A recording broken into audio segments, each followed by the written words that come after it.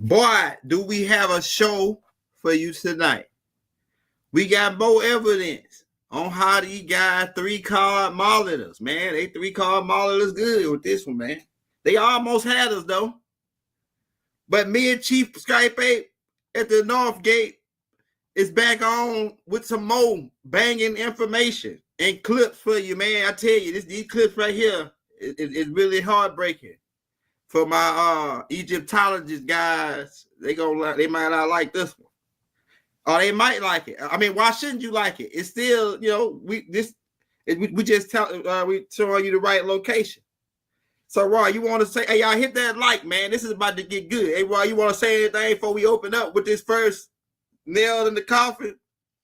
Yeah, just remember, y'all, anything that you see us do is public notice. Notice to agent is notice to principal. All frauds are going to be exposed sooner or later. More sooner than later. This is coming to an end. We looking at all of this stuff. They got countdowns to alien invasions going on. They got weather anomalies, earthquakes, and everything going on.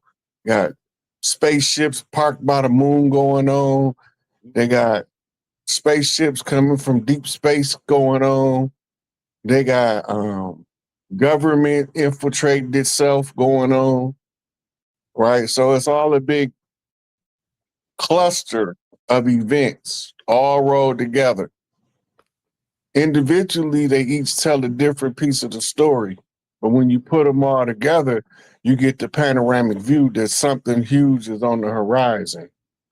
And you can see it creeping its head like the sun in the early morning over the horizon. There's something coming up.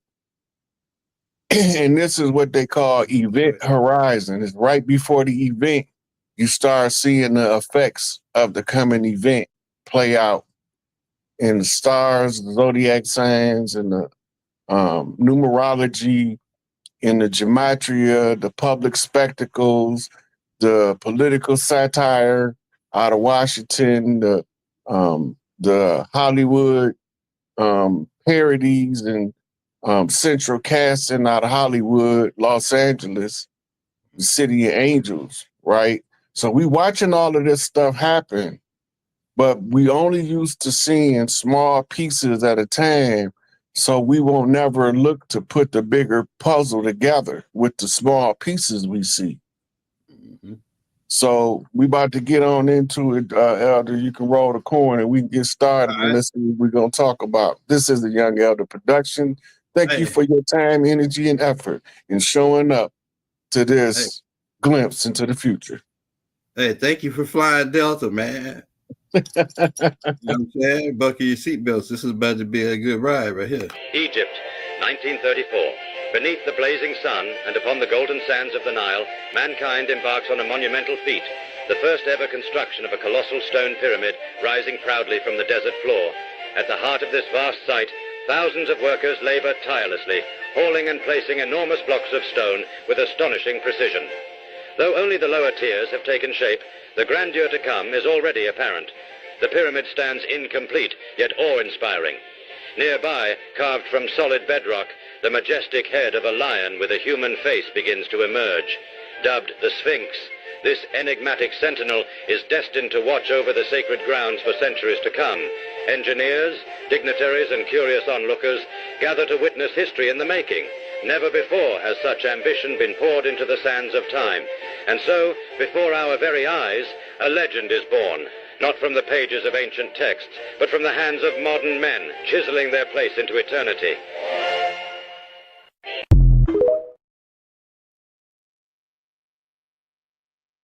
Now, Rod, this sparked my first question, because that video right there showed them putting that stuff together after the Smithsonian Institute, because the Smithsonian Institute is 18, right now it's 1820 something. This right here, so the Smithsonian Institute is already well established over here, covering stuff up. These guys over there putting together the what they showing us as Egypt. They building it like a movie set. Not only did they mention that before I go into my question, I already know that we got evidence that they moved a lot of the temples because they said that they were flooded out and they had to move them 200 feet, 600 feet. Some of them depends, right? But a lot of we know that a lot of the how do you move a whole temple? How do you move a whole temple without, you know what I'm saying? So it's a lot going on. What you think about that, Rod? It's like they building a movie set in the 1930s. Listen, that set that you were seeing was a movie set. And the movie set was popularized on those Moses movies and the biblical movies that they was producing in the 40s and the 50s.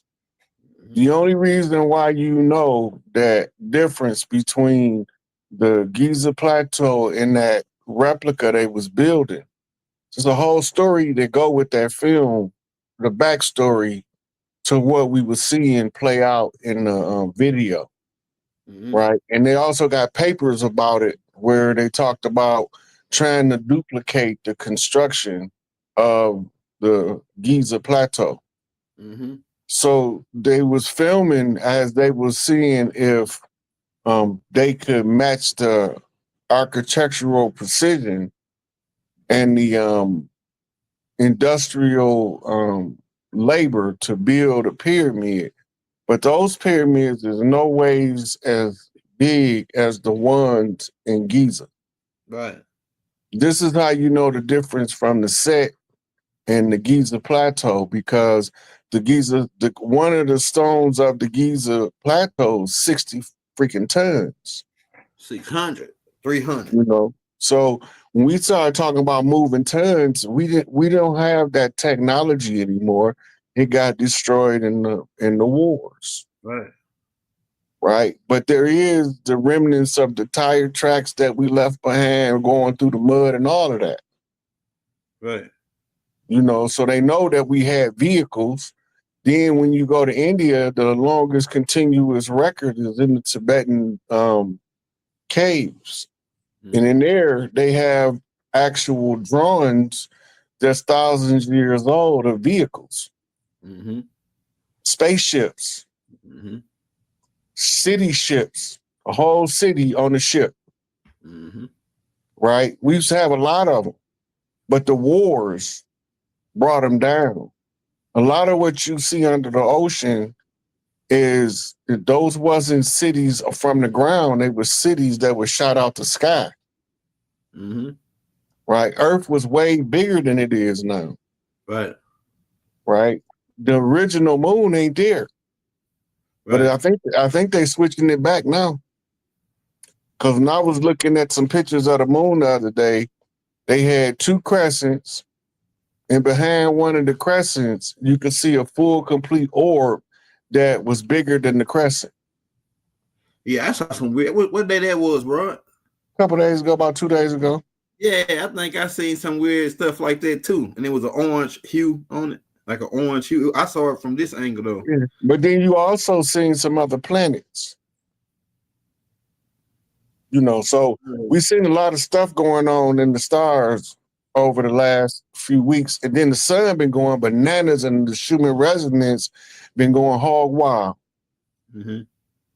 Right? So all that stuff means something. Nature, you can read nature like you read a book, but you have to have a codex to translate it into terms you understand. That's why a lot of the old people, when the wind gusts come through, they can tell you a whole lot of stuff, but they don't know how to translate the wind message into English in a way that you know where they got it from. Right. Right. So that's the hard part, because that show you a whole new vein of drawing information from the area around you. So the great ambitions of man is always to outdo what he had done before. And to be able to mimic the construction of the pyramids, even if you can't build one as big as the Great Pyramid, whether it's the one over here or the one over there. Because, you know, we got a Great Pyramid over here too. 40 acres. Right. You know, so no matter which one of them it is, the size of the stones, the technology we have today, it don't cut it. It can't move them. Right.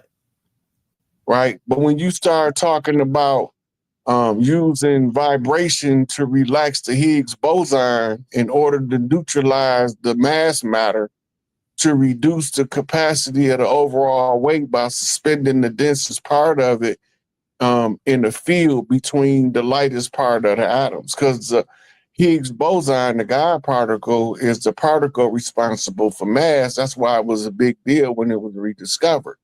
Mm-hmm. It's called the God particle, and it's the basic building block of matter, Mm-hmm. right? But it's to give each one of the atoms a different density. Mm-hmm. Density is what gives you this fixed position illusion in 3D. Otherwise, you would just walk through a wall, Mm-hmm. right? But when you got density and the vibration of the two things can't cancel each other out, you can't walk through the wall. Mm-hmm. But when you don't have density involved, then you meet with another object and you'll cancel each other out because of frequency, right? It's like shooting two high-pitched sounds at each other and they neutralize each other out. They drown each other out, Mm-hmm. right? So that's how information also go through that same process. Mm-hmm. Over time, it gets spread out to the point where it's hard to pinpoint the point of origin, Mm-hmm. you know. But that's what they was doing over there. They was making movie sets,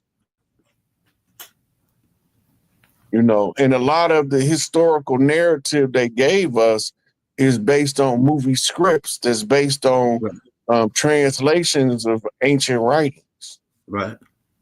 And they don't know if none of that stuff is true. They could have been fairy tales for them people back then too. Right. Right? We don't know. But we know that the science in there is accurate. Right? Because it's still as amazing the scientists of today. It's the same with the hieroglyphs. The writings on the wall. It's called Medu Neter, the writings of the gods. But if also you got anatomy in the same writing that you got trigonometry and geometry in the form of an artistic work called a painting, right? So when you're looking at Bess, we talking the amygdala. When you're looking at Horus, we talking about the base of the spine, the pons region, right? And with so forth and so on, they all got a different part of the body they represent as the parts in the construction of the grand man. Hey, so this next question, I on the last tape I heard you say something about King Tut's tomb. I also heard Hakeem Bey say something about it, and I found two interesting clips that go along with what you were saying about King Tut's tomb. I'm gonna play those clips, and then maybe you could give analogies on what they said, back in what you said on the last class. All right, so here's this first guy. In this cave over in southern Illinois is the remains of the ancient Sun Kings. There's no question about that now. We know who they are.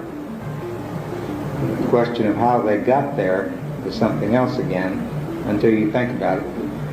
You know, the rivers used to be the interstate highways. I'm putting you into the area where this cave is, all right? You have the Mississippi River north to the Ohio River, to the Wabash River, to the Little Wabash River, to Skillet Fork. And at a certain place on the banks of Skillet Fork, you're within a quarter mile of this cave. In the 7th century BC, well, my goodness, everyone knows that there were no seafaring people. How could they get from Africa or somewhere to the United States? That's what a lot of people will tell you. There was people called the Phoenicians. I want to tell you what, the Phoenicians had some big ships. Their biremes and their triremes were very large ships. Back at this period of time, of course, the Mississippi ran by the place now called Poverty Point. At Poverty Point, Louisiana, there is residue left yet from stockpiles of native ore, copper, which had been transported down the Mississippi River from somewhere. What they were doing, of course, is transporting this ore back into Egypt or wherever, and they're making bronze. So if we could probably ask a couple questions. Now, this guy said that the Phoenicians, we know that's the Watutsis, and that they was over here already. And he said, he asked them how they get here from Africa. And we've been saying that these people that come from Africa, they was already over here. And they saying that this go back almost 30,000 years. Because I got more clips that go along, and this lady gonna go talk about the King Tut part. So why they covering this up? How is they covering this up about these people who they say as Africans was already over here? Look, they're not covering it up. Go ahead. The story they discovering it in real time. America has not been under the archaeological, anthropological scrutiny that the rest of the world been through. So they have to tie everything into the out of Africa theory because that's their point of origin. They starting with the idea and the concept that everybody started in Africa. Therefore, that means that if it was somebody over here, they had to come from Africa. Because when you get back past 8,400 years, everybody melanated with nappy hair. Right? So now the justification is everybody melanated with nappy hair is African. But they all come from the land that they own originally. Right? They want to give you the idea that a man and one woman made all the people on the earth. That's ridiculous. Right? It was tribes all over the earth. They all emerged together. Right? But we have to follow the Darwinian knuckle walking philosophy of turning from a gorilla into a human or a chimpanzee into a human. That's ridiculous. Right? But because we don't have the memory of what we are, who we are, then we gonna go with the most popular narrative because that's what the most people say is the narrative to follow. It don't make it true. All of the discoveries over here, most of them are under 150 years old because it was too much war going on to survey and dig up archaeological digs in the middle of the colonization process because we was fighting like a mofo. Right. All over the land. Stopped us as a truce, a ceasefire based on the Conjure War. Educate yourself about the condition in the end of 200 years. We'll see who can settle it then. Right. Wasn't no high chiefs when they came over here. Everybody was a chief in training. All them great chiefs you read about in the history books that was fighting the colonizers, they was trainee chiefs. Wasn't no high chiefs. No, all of the real high chiefs was letting the other chiefs run the land. They got to get the practice. So because all of the high chiefs was between lives, probably, right? They check out and then we get attacked. And the ones that's in the positions, they got to do the best they can with what they know, but they're not the best strategists we have. They're not the best warriors that we have, right? So when we call in for a strategist, we need somebody that can unravel everything, tell us what the strategy is and what the remedy is, and based on what's going on, the system is going to eventually fold to the demands of the original people. They have to because it's law. It's galactic law that overrides universal law. This is the close of the age, and at the close of the age, we had to close all of the conjures. That's how they knew when John Dee told Queen Elizabeth about putting us into this hypnotic trance using the first blood of the righteous. Crispus Attucks, first blood of the Revolutionary War, to put the people in the land in the slumber, then miseducate them. And come to Rockefeller Templar movement to disorient our mind from what part of the land we from by giving us this misdirection called Africa. Right. But we didn't call it Africa, and we've been dealing with them people and marrying them people for thousands of years before Europe was even fully developed. Now all of a sudden, there's no connection, and they brought us all over here from over there. But they don't got it in their oral histories about no mass exodus of people from Africa. So we know that's not true. Right? And they tell you in the with those slave things that they got put up on the coast for you to go visit where your ancestors left from. The Ivory Coast. They tell you when you go on tour over there, if you ask them, wasn't no pale faces in no motherfucking trade back then. Right. Them was all nappy hair, woolly hair Arabs that looked like any other Negro. And they was calling themselves Jews later. At the time, they was mariners, merchants of the high seas. This is how they developed the Uniform Commercial Code to enforce the jurisdiction of admiralty. And the only thing they had was to try to figure out how to apply the admiralty salvage rights to the land.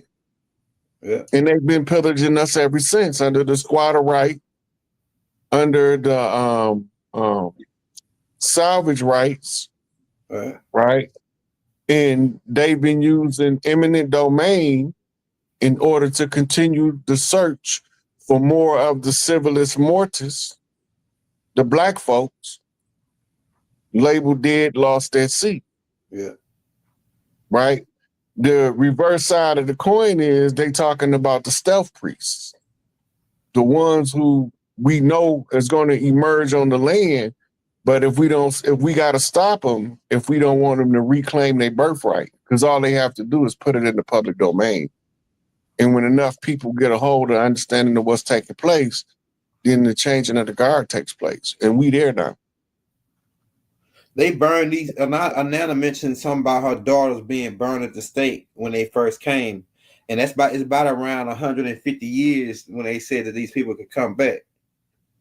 You know what she's talking about when she said her daughters got burned when they first came? That was the gender war when it first started. Mm-hmm. The daughters of Isis, the daughters of Inanna, it depended on where the sacerdotal seat was, depending on which one of them, or the daughters of Kali, if it was the sacerdotal seat in India. Yeah. Right? If the sacerdotal seat was in Kemet, it's the daughters of Isis. Right. If it's in Babylon, it's the daughters of Inanna or Ishtar, depending on the era. Right? Because it moved from one side of the Babylonian Empire to the other. So what we call Sin is a son of Enlil, Ninursin. Mm-hmm.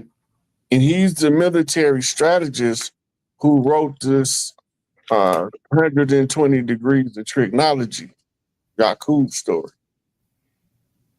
How to usurp and undermine the people and how to confuse them using magic, politics, science as tools of war. Then they incorporated religion and entertainment into it, because if they can get the politics, of course, religion is only one step away from politics. Right. If you go back a couple 50, 60 years, the preachers had just as much power as an attorney. They used to be able to go in and get people out of jail for free because they was clergy. Now the clergy ain't got no juice. They got all the money, ain't got none of the power. The only time that happens is when people sell out. They got all of the money and none of the power. They got mega churches full of people with all of the money and none of the power. Right. And they teach prosperity. That's what they gave them, it's like a list they can preach about. So dude came out and made a comment about that, about the loans that they only give certain people loans and to be part of that organization. Hey, but back before I go sideways, let me ask you one more question about the video we just watched. He also mentioned there that this was the son, that they found pharaohs buried there. This Is that 3,000. called Sun Kings? Yeah, so The it's sun, pharaohs. Go ahead. so when they call them Sun Kings, they are. Remember what me saying before? Everybody when they call somebody Sonny Boy, son, they tell you he was born to be a chief. Right. Right. Right. It's the same. It's the same underlying principle. Right. In Greek, it would be Helios. Right. Right. Which also means fire. Right. Where you get your idea of the doctrines of hell are those doctrines that overcomes the conjures of the Babylonian powers. So when we talking about this power of the sun, we talking about learning to adapt to the solar rays and use that solar energy for spiritual awakening. And then there's a way that the sun will tell you it's time to wake up.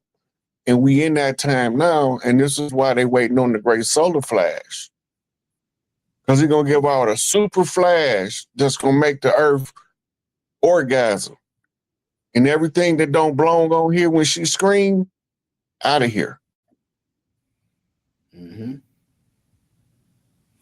All right, this next one it goes more dealing around the King Tut thing, but that guy just was before, so he already verified that. Hey man, we've been finding stuff, but they go back 30. We don't even know how. We just say 30. It might be older, and it's Phoenicians and people already over here.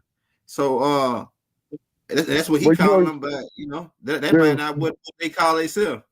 Yeah, the Phoenicians were seafaring Canaanites. Go ahead. And they were some of the earliest versions that became later known as Blackamoors and Blackamoor Jews. Man, they people was already over here. And it's funny. It's funny how you just said that the sun, then you tied it in with fire, and then that ties in with the city of Aura. Fire and aura, but that's another topic. But let me play this. Let me play this right here, part right here. Okay, so you see this here, and they say that this is the Valley of the Kings. Y'all see that, right? Okay, now we're gonna go here. They say the royal burial ground here, right? Now on here, they say. Can you see it? King Tut, the very last one, number 20. That's King Tut. They say he was found right here at number 20. Can y'all see that? Number 20. He said they said they found him at number 20. So here he is. Now, if I go to my other book, it says here, King Tut, because this is the King Tut book. This is Ancient Egypt book, right? It says right here in this newspaper article, that's Louisville. Y'all see that? What year is this? 1926, Louisville. Said he was found. It's right here. But this book says the Valley of Kings, and he was found right there. So if I take this, right, these half-truths plus here's King Tut in the book some more, right? I marked it off. But if this book, if they say that he was found in Kentucky, Louisville, King Tut, we got it all right here, and it is the Valley of Kings, that means it's multiple ones, and we already know King Ramses III or somebody. People testing positive. But anyway, you see that? So if Tut was here, if he was there, to see my shadow in here, if he was here, 20, that means everybody else got to be over here too. Or I'm just so wrong. See what it is now. So what it is, you know, King Tut was, his dad was Antanankan. He was a mixture of the Watutsis, which is with the Phoenicians, and somebody say he could. We have suspect that he could have had some kind of extraterrestrial mix, like a coneheads, because they were saying that he was a Morphodite. And then, you know, but this is the thing. Based on what the old boy said, 30,000 Phoenicians over here, they finding King Tut's tomb over here. That all lines up with all of, man, I got more evidence that we're gonna play, but could you go in on that? They find King Tut's tomb in Kentucky, and it lines up with old boy saying about finding the tombs. All the valleys and the valleys. Go ahead. So you got to remember, it was a while after the announced discovery of King Tut tomb that they take the King Tut exhibition on tour. Right? They did a parody about King Tut's tomb on Abbott and Costello of them discovering it. Then at the beginning of the show, they come into the office, they in Hollywood, right? And then in the next scene, they going into the pyramids, right? So the connection is the story of the discovery of Mammoth Cave. When you go do your research on Mammoth Cave, you'll find that it had a burial site of multiple graves. That's what the girl was telling you. The Valley of the Kings in Mammoth Cave. Right? That's the underground tunnels that they represented. It's just to do the layover. Do the layover. You can get the diagram of Mammoth Cave, and then you can get the picture of the Valley of the Kings tomb sites, and then you can do an overlay. Yeah, that's what she did. That's what she did. And if it stands the reason, if King Tut's over here, then all the rest of them that probably was before him, going back 30,000 years to old boy Cave, son of the Galilee Cave, they all was over here. And we're finna get into some of this. Let's go into one of these next clips on why some of this could be happening, why this could be covering up like this. All right, let's play the next clip because that was a good one. Secret. And I asked him, what secret is he talking about? He said, yes, America is Egypt. He was like, that's what the Seminole War was about, the Louisiana Purchase was about. And he was like, look up this map. It's called Tamari. And he said, y'all, it's Tamarikans. So I wanted to look up at the map, right? And I was amazed he was right. He was like, that's y'all true nationality. And he was like, when the Seminole War broke out, that's when they won and they took over America and started calling them Americans, and they spelt it different. And the Bible is based upon y'all. All pastors know this, Freemasonry know this, everybody know this. Pyramid on the Nile in Northeast Africa doesn't have stair steps going up it. It doesn't have temples on top of its summits. They could not go and break through the boat on the temples atop those great pyramids. There are none there. And that was the clue that Egypt was writing about the Americas. And the deeper I got into the records, the clearer it got. They started actually saying, and because Amun loved that land so much, he said it's his beloved land, and that word was Mary, the beloved. Mary, M-E-R-I, Mary. Guys, I have a confession to make. America is Egypt. The Creeks are actually the Greeks. The Haudenosaunee Confederacy, also known as the Iroquois, are the Romans. Utah is the land of Judah. New York is the oldest city on the planet, and the Mississippi River is the Nile. The New World is actually the Old World. Life started in the Americas. There's more pyramids and mummies here than any part of the world. Turtle Island is actually Pangea. Noah built his ark out of wood that only grows in Florida for a flood that only floods like in Florida. Back in Adam and Eve's days, and even the days of Noah, everybody was giant. And they also find giants all over the East Coast of America. The Smithsonian and the Vatican have destroyed all the giant bones. They were anywhere from about 7 feet to 25 feet tall.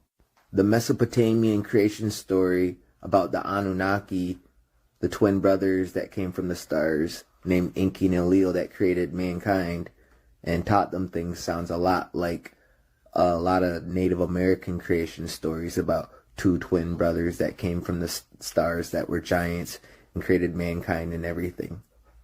Elephants come from America. They derive from woolly mammoths. Camels also come from America.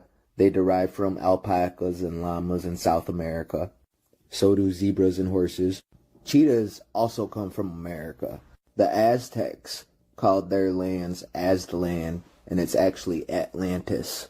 The Egyptian gods, Horus was a peregrine falcon from upstate New York. Set was a South American anteater. Anubis was a dog from Central America. Isis is a blue heron from upstate New York as well. If life started in Africa, why doesn't everybody have African DNA?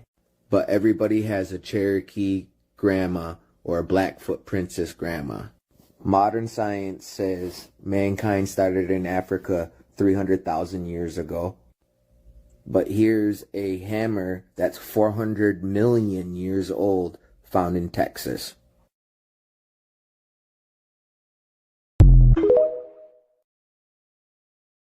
Boy, that, he said all the stuff you just said. You be saying he just cracked heads in about 2-3 minutes.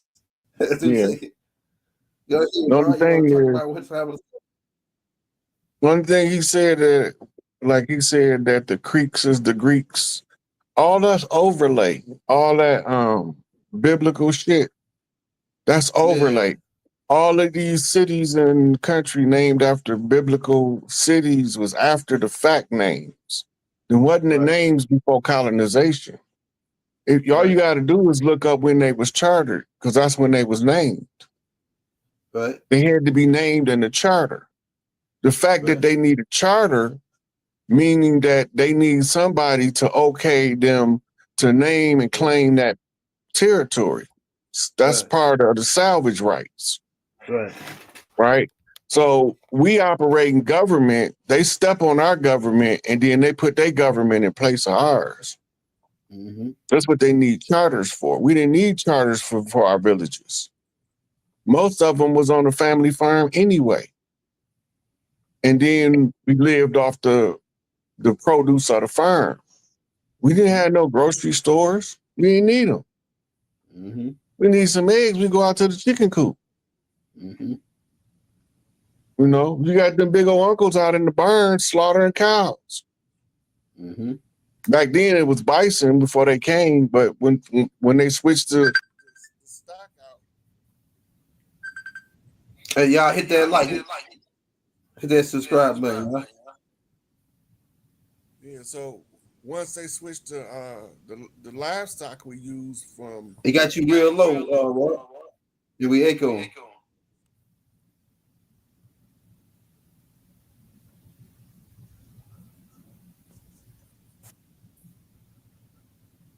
Can you hear me now? Yeah, it's back normal now. Yeah, somebody was trying to call in. But let me forget where I was at. Oh, when they switched out the livestock, we adapted. We adapted to everything they threw at us. Right. Right. And now it's time for the big payback. But he said that the part he said about the gopher wood.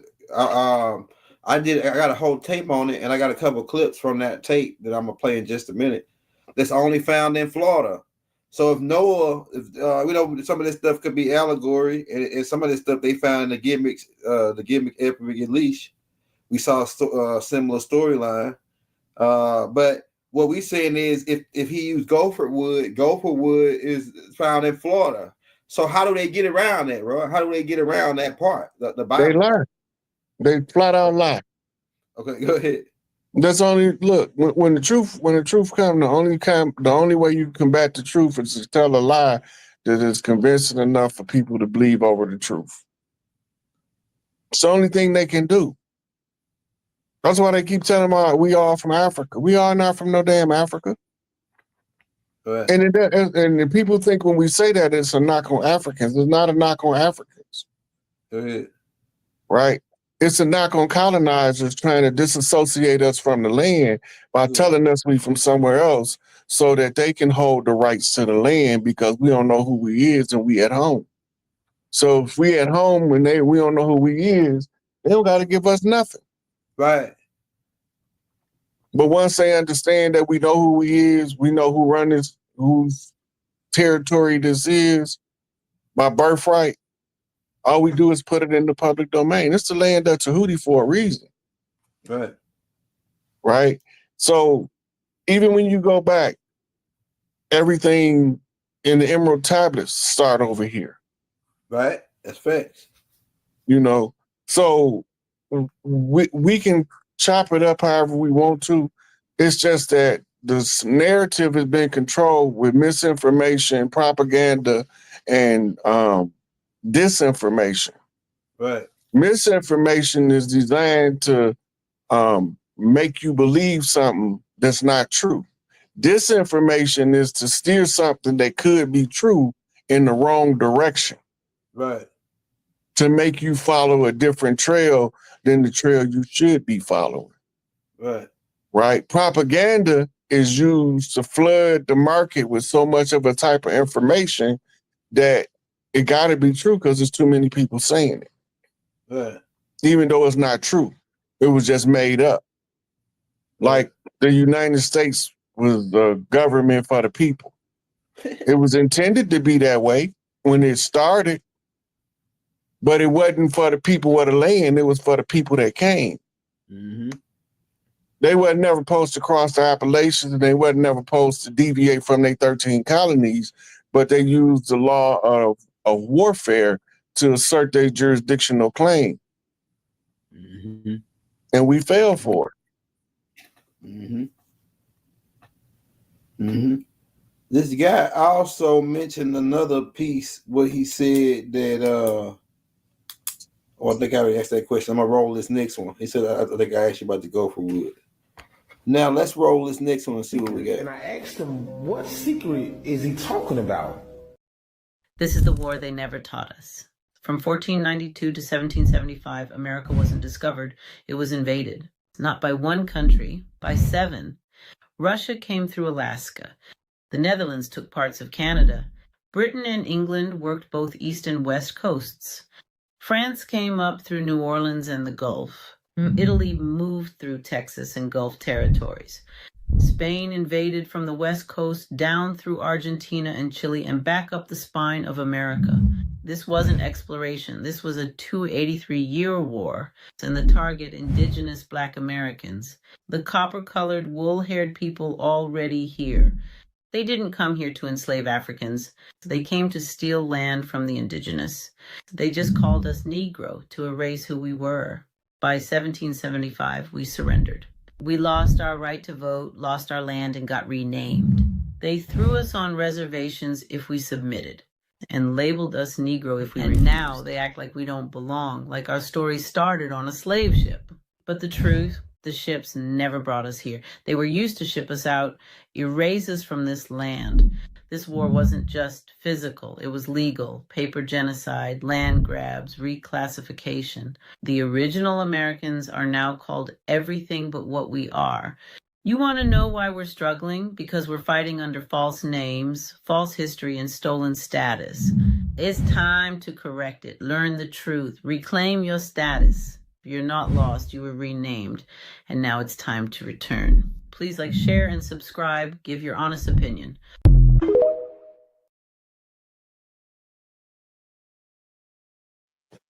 Hey, shout out that boy Xavier for the super chat and everybody else.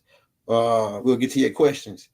Rod, so the part that I want to talk to you about on what she said, and she said a lot too. She said some good stuff. But we're being attacked by several different countries at one time from different angles. And when I look at the maps, I'm starting to realize that, hey, when they took over this area, if they were from France, they called it what they want. So it might have been, if it might have been what we called it, then they called it something else. Or even they might have called it exactly what we called it, just in their own language. Like Chicago goes back to Stanky Onion. So could you go in how they strategically seven different countries attacked us all at once? So this must have been an organized plot to steal our land. You got to go back to the French Revolution, the Spanish Inquisition, because the people that's being kicked out of these countries and the adjacent countries is the ones that we fight, not the country itself. Okay. Right? They looking for a homeland. They look like us, but they not us. Uh-huh. In order for them to claim a piece of land, they had to report back to the people that kicked them out and say, can we stay here? Right. Right? So this is where you get your multiple countries. They came from all of those European countries because that's where the Great Inquisition took place to oust the people that they was calling them Jews and Moorish Jews at the time. Mm-hmm. But when they kicked them out of their land from over there, they had a outreach port to collect them in what was at the time called Al Maghrib, which today we know as Morocco, Tunis, and Algeria in that territory. Now, they don't name it Africa until the Berlin Conference that takes place in the 1800s. Right. This is when they changed from calling it Ethiopia to Africa. Right? And then depending on where you're from, and some people call it Sudan, right. You can see it written across the old maps. Right. Okay, now, they using this false narrative they giving us, so we don't know that when the invasion happened, who was invading. So they had to create a class system, caste system, based off the scroll of government that they end up getting from invading India. So you got to look at when they was, before they ever came over here, they invaded the Indus Valley under Alexander the Great, under several Constantines. They keep going over there, invading India and what's today known as Pakistan, but all that was Hindustan at the time. It's a misnomer or a fallacy that Columbus thought he was in India, because India wasn't named India until the 1940s or 50s. So whoever wrote the history books told that story after India was named India. The story can't be before that, because there's no way that somebody contemporary with the times wouldn't have knew that that place ain't called India, it's called Hindustan. Right? And it consisted of parts of Nepal, and all of that was all part of it. The Himalaya mountains, all that was Hindustan. This is who they conquering. What they looking for? Well, Alexander, once he conquered them, they said that he conquered the world for the next 2,000 years. Right? We're looking at, what did he go there for? It takes us back to a story in the Sumerian tablets about Humbaba still in the Scrolls of Destiny, right? Which is the scrolls of government, how to manage and govern masses of people without having to micromanage every last one of them. So it tells you don't control the person, control the systems, control the flow of the information. You create a caste system and people will fight to stay in their position. Miseducation of the Negro 101. Right. If you teach him to use the back door, it don't matter. If he ain't got no back door, he'll go build one just so he can stay in this place. Right. Right? It's the same information given by a different elder at a different time to tell us the same thing. They using the scrolls of government. According to Neely Fuller, it covered 9 areas of people activity: economics, education, entertainment, labor, law, politics, religion, sex, and war. I say they add health, because though none of them 9 matter if you don't got good health. So that's the 10 scrolls. Right? So when you look at your statesmen, all your great statesmen at one point were physicians, medicine men, herbalists, right? Even old Wooden Tooth George was a marijuana farmer. You know, so when we're looking at stuff with the modern lens, we had to adjust for what was going on in the earlier time. Right, take into consideration they didn't have grocery stores, they didn't have corner stores, liquor stores. Everything that somebody made, they had to get it from the manufacturer, the person that made it, or you couldn't have access to it. Right, so it was a brother building cars before Henry Ford using the assembly line method, but he don't get the credit because it breaks the caste system. So they're using all of those different tools of war, and the claiming of a territory, claiming of somebody's birthright land, it got to be nobody from the land that's objective. They all got to surrender and submit. And in order to get that many people to surrender or submit, you got to miseducate them all. And then you got to take out the ones that they call the dissident. Right? The dissident is the one who they say is bucking the system.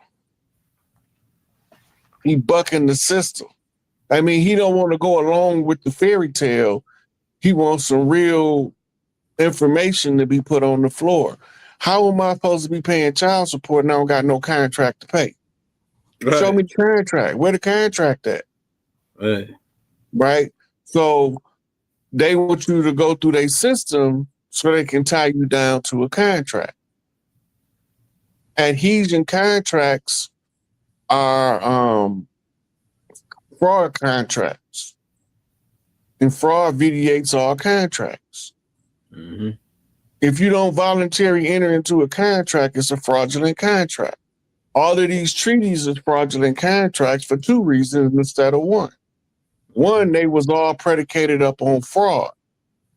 The fraud comes in when they had ulterior motive for putting the treaty out in the first place. Right.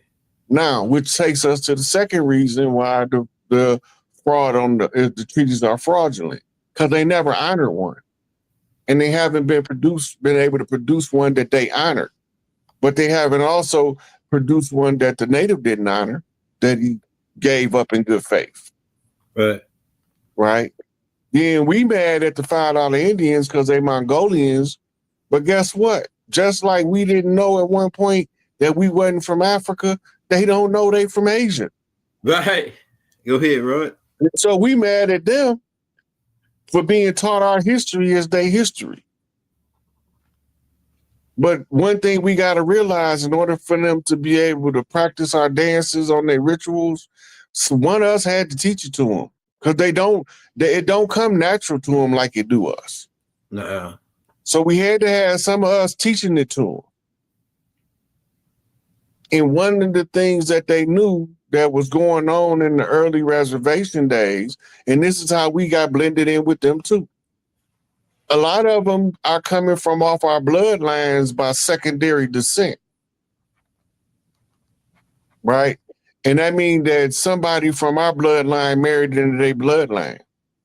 So now they got a drop of blood. Right? In the great melding pot, where one drop of blood make you black. Lost at sea. Right? But if you can pass, then go about passing so that you can reap the benefits out of society. And there's more of them passing now than it is that's not. Right. But we don't understand genetics, phenotype, genotype, in order to be able to read the activated one drop of blood when we see it in the other people. When they came, they couldn't dance. They couldn't catch a beat. They couldn't sing. Their vocal cords was undeveloped. Yeah. Their muscle tone was undeveloped. Now they bodybuilders, looking like original Mississippian with the striations between the fibers of the muscle. Come on now. Yeah. If you don't know phenotype, it won't make sense. If you don't know what came over here, you won't even be able to recognize what's here. The king, the one gave them the right to rape and pillage the women of the land. Because that was part of the spoils of war. Now we live in a rape culture. King James, to be exact. Yeah, the one that put the huh? Yeah. 1611 King James. 1611 King James. Now remember, 1611, we had already been fighting them people 200 years. Yeah. Just the Spanish Conquistadors, yeah. Or at least 100 years. Yeah. Right? So they had to figure out how to beat us by strategy because they couldn't beat us by straight up force because all tribes came. Yeah. And this is where you get your runaway slaves joining on to the tribes to fight the colonizers. Wasn't no runaway slaves. Them was the chiefs from other parts of the land, and they was leaving their wives at their big mama house along the way. That's how we all got concentrated in the South. But then they had to come up with something to excuse us going back home, so they created something called an industrial revolution. And say we all left from the South to go find work. We ain't never had no shortage of work. We didn't need their factories for work.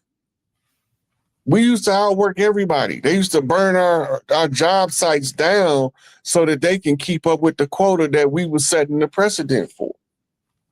That makes sense. We didn't have a problem working on the family farm because everybody understood the need of everybody on the farm, all hands on deck. Everybody had a job. That's right. And if one job didn't get done, everybody knew it because it affected somebody else. And they started early. Mm-hmm. So we didn't have a problem working, but they perpetuate the myth that we've been lazy. Mm-hmm. Hey, Rod. I thought you go ahead. My bad. I thought you was done. We got a predisposition to run away from captivity, and they called it drapetomania. They created a word for somebody who refused to be forced to work for free against their will. Mm-hmm. And they called it a psychological disorder, drapetomania. I'm a forever drapetomaniac. I'm forever don't want to work for these SOBs.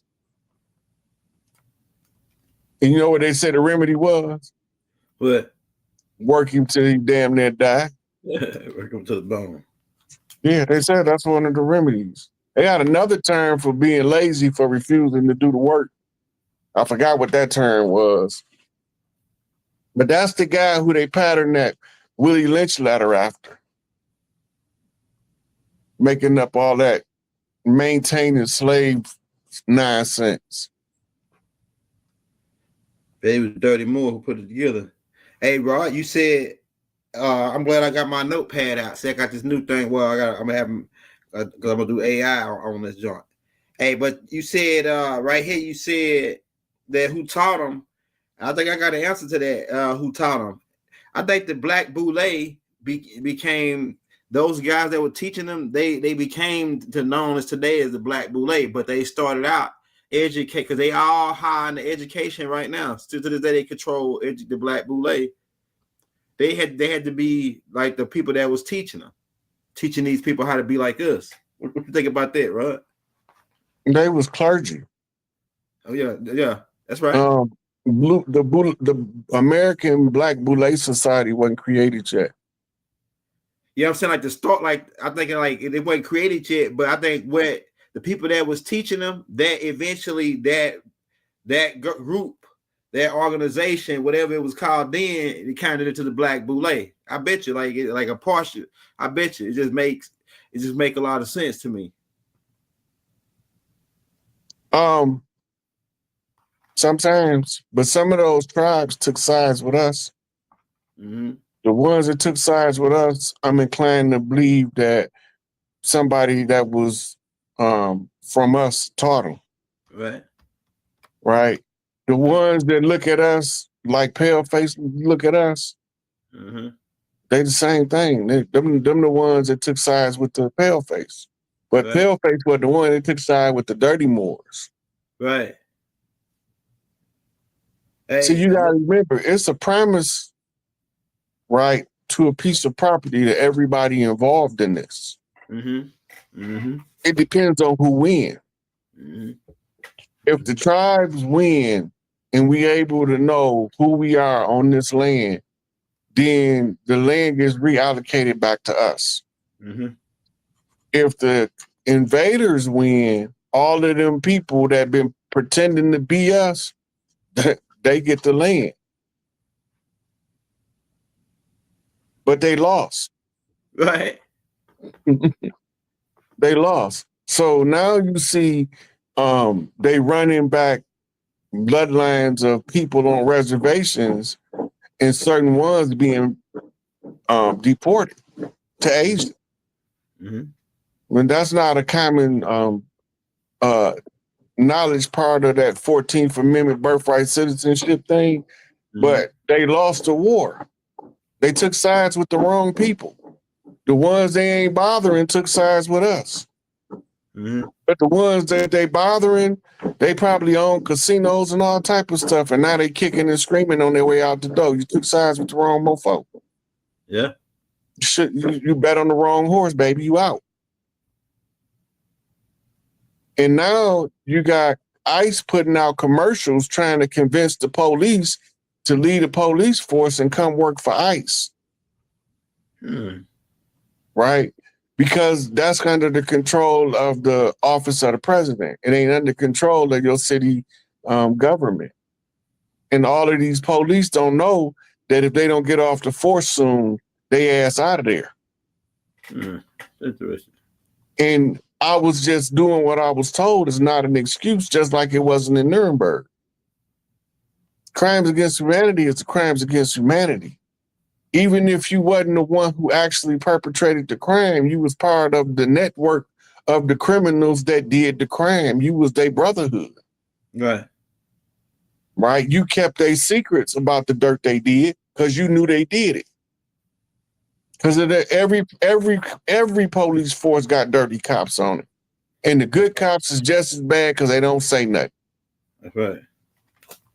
Right? They even started making movies about the one cop who decided to out the dirty cops, get outcast, and now he got to go fight crime by himself because he can't get back up. They made movies about it.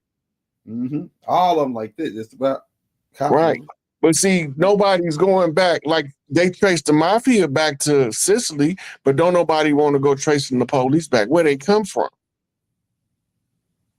Who made them slave patrols first?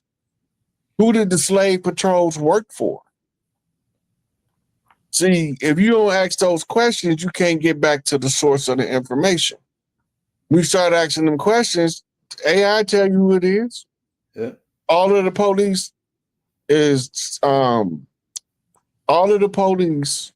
charters come through two fraternal organizations, the sister organizations, and the home organization is London.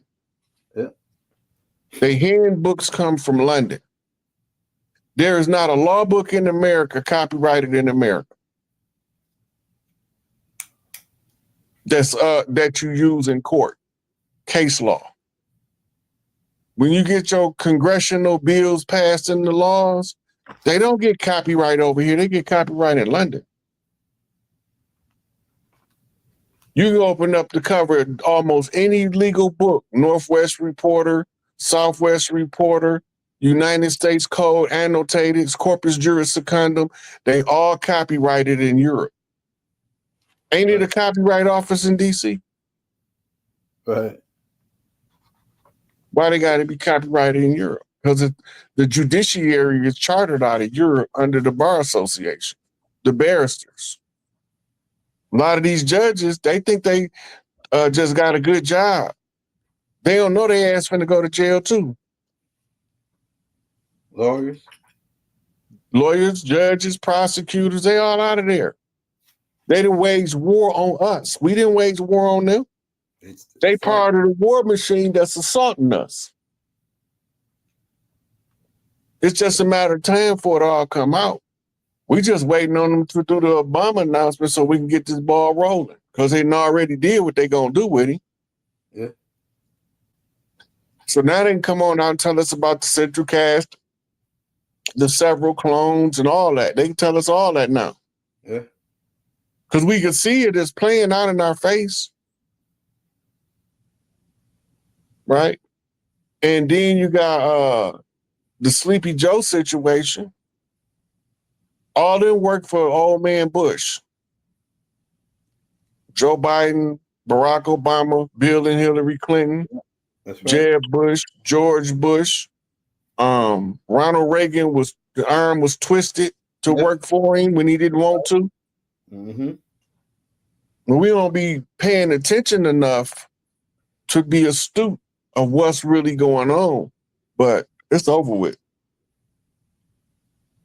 And he was in on Kennedy getting whatever got done to him. We don't know what I'm hearing someone different. I'm hearing some new stuff. That's how he got his. That's how he got his rank. Yeah. That was his skull and crossbones master mission. Oversee the assassination of JFK. He used his family oil rigs as his justification for being in the location, moving the shipment of oil. Oh, yeah. Oliver North was upstairs in the what they call it, the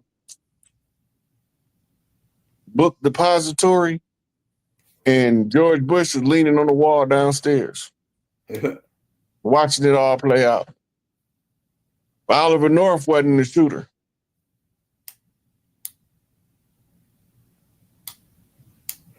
Man, we saw somebody said it was a driver. Then I saw another guy say that his wife had some kind of device that blew a piece of his head up. I done heard heard some crazy myths. But this was another thing I wanted to add before we go to the next clip, because we're going through some time.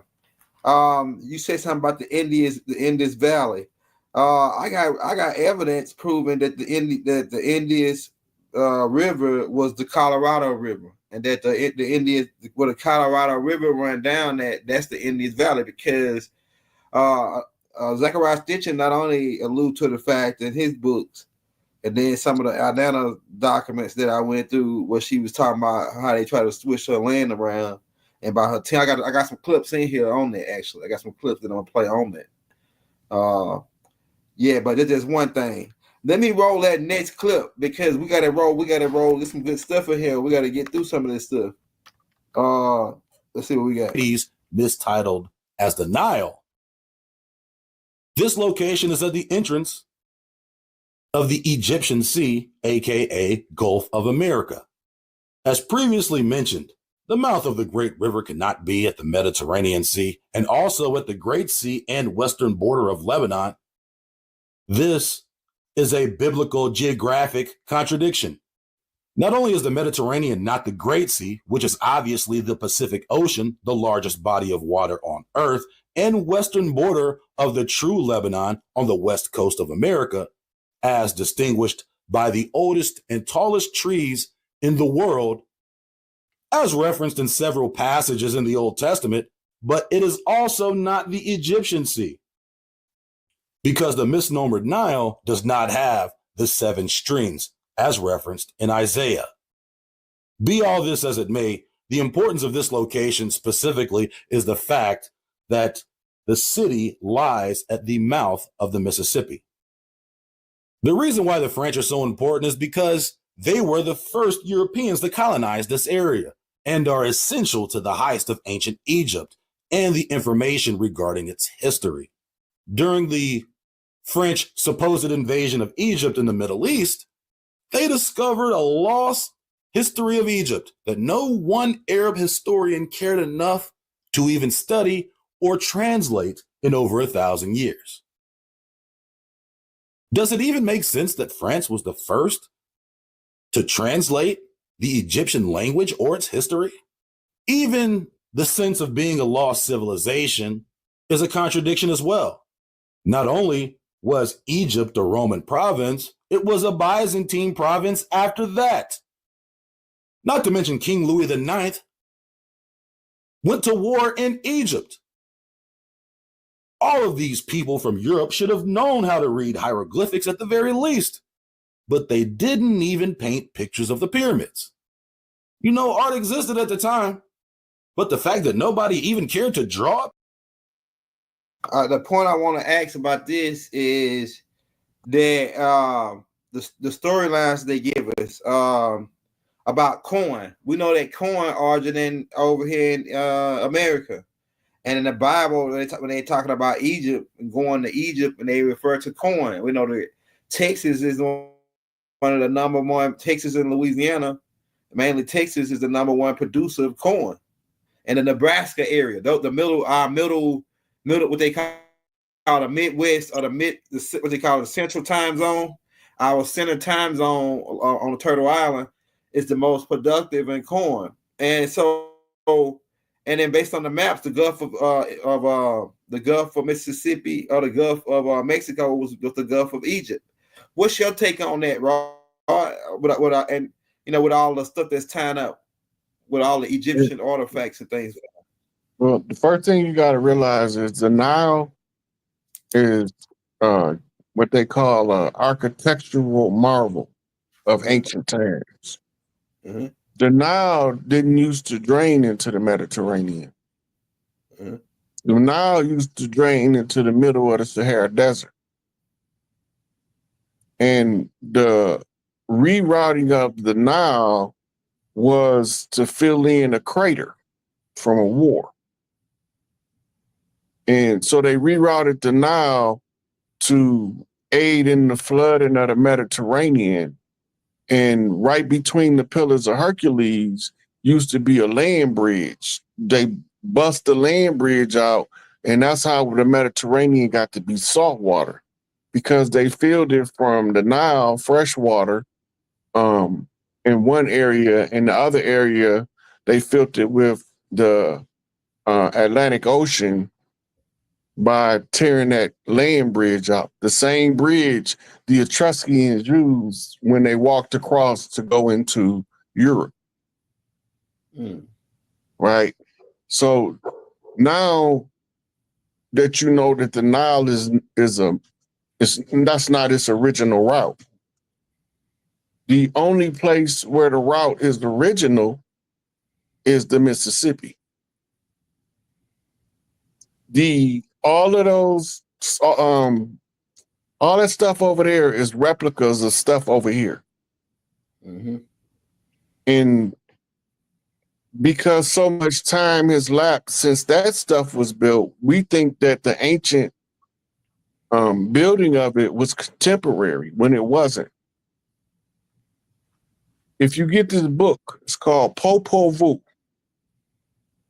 It tell you in there that the ancestors created us from maize.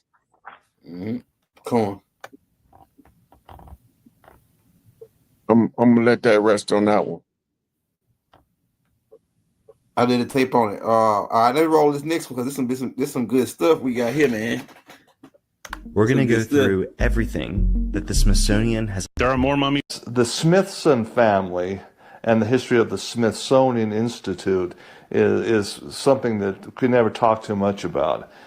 There's just incredible underground storage vaults in the Smithsonian Institute, where they it's like I call it informational Area 51. Cavern system was uncovered in the bottom of the Grand Canyon.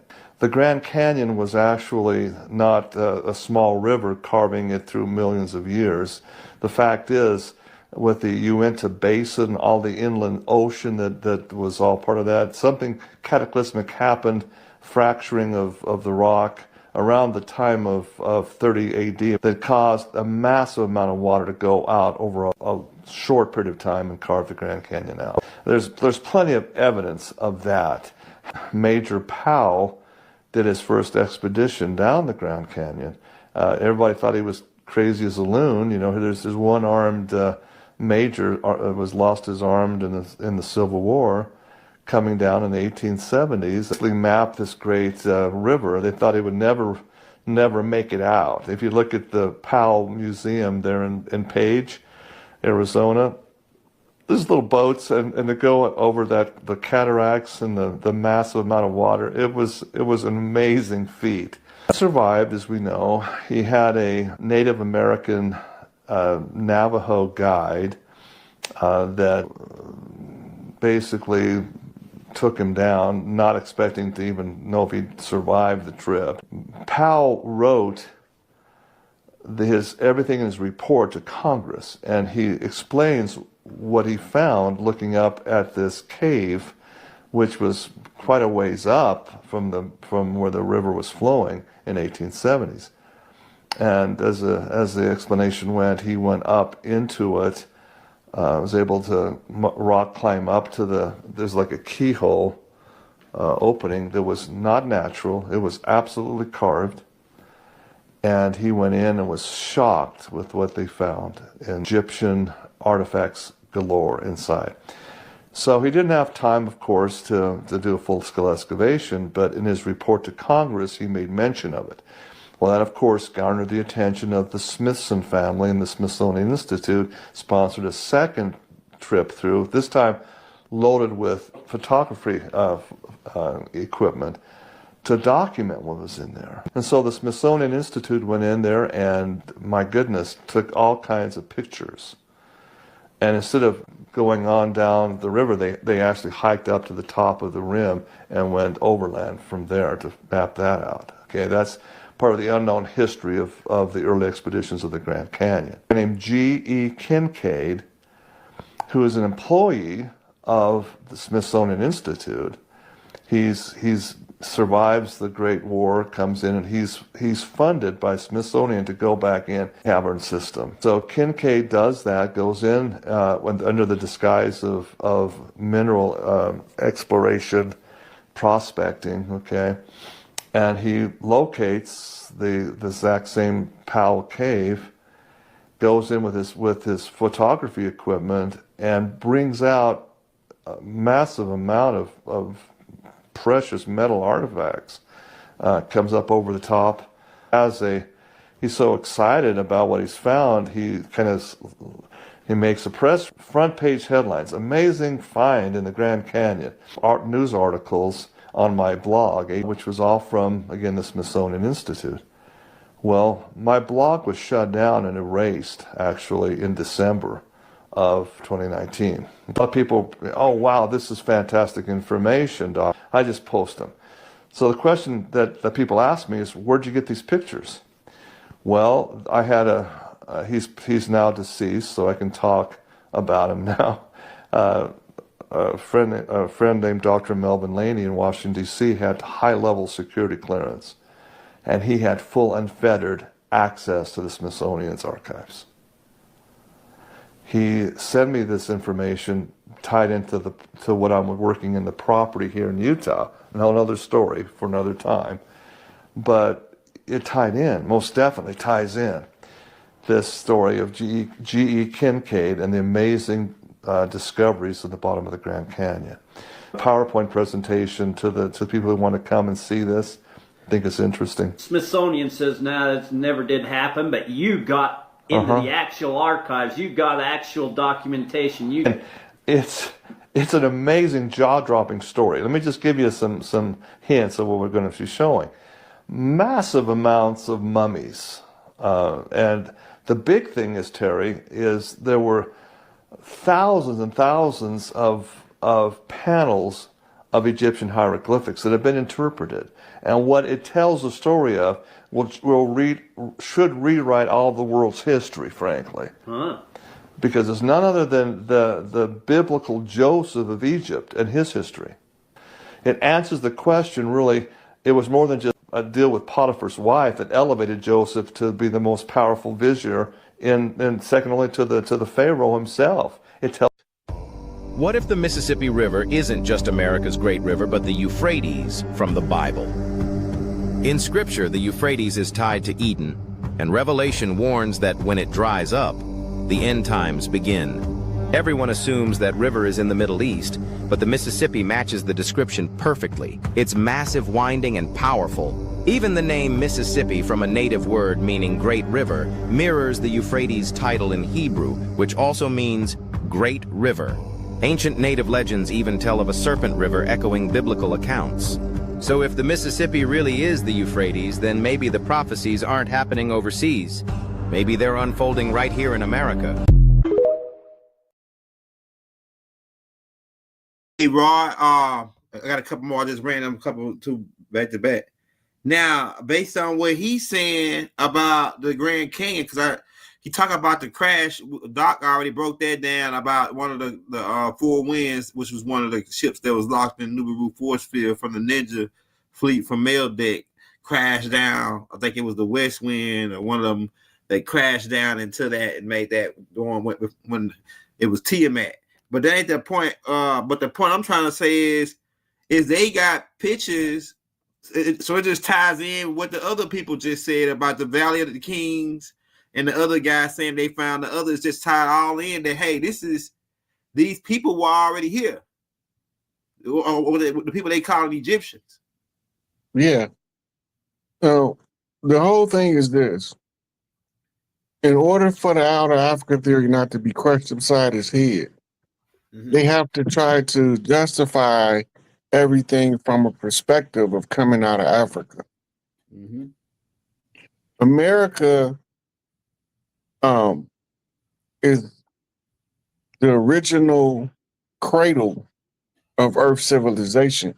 All innovations of the world always came from here, right? When we call it an Atlantean civilization, Atlantis was just one part of the global civilization of the era. That makes sense. All this stuff, when you go to First Dynasty, the First Dynasty scribe said that the Egyptian plateau was already there when they got there, right? Because they came post pyramid wars. Right. So you won't never be able to see what was going on back then if somebody that could tap into the record to tell us. Everybody trying to make the Bible fit America. The Bible is after the fact, an afterthought. Everything had to be geared to the control measure. Now we so addicted to biblical information, and it's so saturated throughout all of our studies that not only are we from a Europeanized, Afrocentric origin of everything, but we also have a religious biblical reference, and none of that stuff has ever been proven true. That's right. Right. But you can still see the geometry in there. You can still see the astrology and the astronomy in there. But you don't take 500-year-old information and apply it to something that's 5,000 years old. It don't apply. Go ahead. It had to be some adjustments made to first find what is the parallels and what is the differences. So you do a comparative analysis. What they have back then that we don't have now, what do we have now that they didn't have back then? When you start trying to understand what's taking place in those civilizations, you start to realize that, wait a minute, all of this stuff is told to us with a control measure as the foundation of why they even telling it to us. That's right. As soon as we start looking at the world outside of the lens of the Bible, the whole world look different. Don't look the same. And then the longer you looking at it out of a non-Christian, Hebrew, or Islamic lens, and you look and you like, somebody lying. Right. You just get a foreboding feeling that somebody is not telling the truth. And all of these finds, these discoveries, they not new discoveries, but the information is just now reaching what we call mainstream recognition. Right? Because now people pulling out the old textbooks, you know, the books from 1800s and 1700s, gathering information. That's some hard stuff to read, but the information is valuable if you want to understand what's taking place today. Right? Because before they decided to go with the caste system, they was going with a military conquest. They was losing, so they had to switch the game up.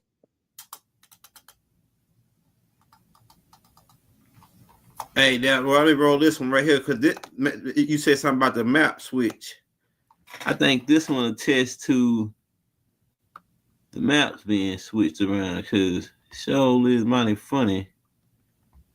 This is the war they never taught us. From 1490s, mistitled as.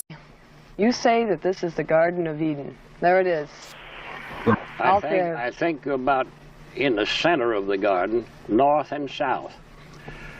The Garden of Eden, east and west, is not over 10 miles wide, paralleling the river from Chattahoochee down to Bristol. But you're right in the center of it here at Torreya State Park, north and south, between Chattahoochee and Bristol. Well, now, according to the Bible, the Garden of Eden must have trees pleasant to the sight, and it must have gold and onyx stone and a river of 4 heads. Is this one of the rivers? This is the Pison River, which is mentioned in the 2nd chapter of Genesis, when it says, a river went out of Eden to water the garden and parted and became into 4 heads. The tree life from Chattahoochee to Bristol is the largest of any other area in the world. The Bible names 28 trees. The best authority on earth have identified 27 of them here, and many, many more, including the gopherwood tree. The Bible names those 4 river heads as the Pison, the Gihon or Gihon, the Hiddekel, and the Euphrates. The first one was the Pison. The Bible says that is it that compasseth the land of Havilah, which was North Florida before the flood, where there is gold, and the gold of that land is G-O-O-D. The Bible used that adjective to describe the North Florida gold to further tie down the exact location of the Garden of Eden. The next verse says there's also bdellium there, which is nothing but rosin out of pine trees that God instructed Noah to pitch the ark out of, and onyx stone, which is marble. And North Georgia, right where this great river has its source, is one of the largest marble areas in the world. The Tate Marble Quarry and company there at Tate, Georgia, is one of the largest. So the natural monuments definitely mentioned and described in the Bible as being related to the Garden of Eden are here, and they are not anywhere else on this earth. Well, not only are we sitting in the Garden of Eden, but we're also sitting in an area where you say Noah built the ark. Noah built the ark out of gopher wood, which God selected himself for him to build it out of. Is this the only place that you know of? This is the only place on this earth where it has ever grown. It's the most peculiar wood on earth. You can take a piece of it the size of this match when it's green. You can't break it. You can twist it and turn it. It's the lightest wood on earth. I have had its fibers, its structure, its every phase of it chemically analyzed. There's no other wood on earth like it. It's the lightest. And Noah built the ark out of wood not very far from where you and I are sitting here at Torreya State Park. It was loaded, and then it floated 5 months and landed on Mount Ararat, where we know definitely that it's now embedded in the ice. Now there are 4 rivers that are necessary for the Garden of Eden. What are the 4 rivers A here? river went out of Eden to water the garden, says the 2nd chapter of Genesis, and it parted and became into 4 heads. The Pison, the Gison, the Hiddekel, and the Euphrates. That is the only 4-head river system on this earth. When the idea or the notion or the belief that the Garden of Eden was somewhere else. The Bible stuff references is, you know, allegory and all that. But still, even if they wanted to go with the Bible story, the Bible, even if you read it correctly, even alludes to the fact that, hey, this is the old land. This is the ancient land. This is where Adam and Adam and Eve, so the so-called first person and first man. And then we already, what about the Albert Perry? Why? We already found that was over here. So could you go in like a little bit on the Garden of Eden, the Y chromosome, the Adam and Eve scenario thing? Well, we know people was made over here because the signature carbon of corn is in all of the people. Go ahead. And like I told you earlier, the Popol Vuh said we was made from maize. Maize is corn. Go ahead. You know, so the reason why I try to steer away from the biblical narrative is because I know what the book is for and what it was intended to do. Right?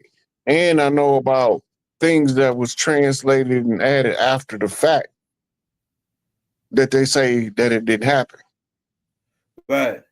Right. So I don't really, biblical information to me is like comics. Using a comic book for a reference. That's funny. But a lot of that stuff still have some validity to it. It's just that it don't mean what we think it mean. It ain't talking about where we think it's talking about. And the names have all been changed. Right. You know, so that's funny, man, because I heard somebody say one time and they made a good analogies, and I said, man, that's because he was debating a Christian, right? And the Christian was saying it's good stuff in this book, right? And he was saying, well, it's like this, man. He made a good analogy. He said, man, if it was some good, like you like salad, right? He said, if it was some good lettuce inside of the trash can, and would you dig it out and eat it? And the dude was like, heck nah. He's like, well, that's the same as the Bible. It's got some good stuff in it. Yeah, it got some good stuff in it, but it's like digging it out the trash. It's like it's already it's contaminated. It could be contaminated. The good stuff could be contaminated because it's inside of the trash. So the reason the Bible written the way it's written is to draw on your genetic memory without waking you up. Mm-hmm.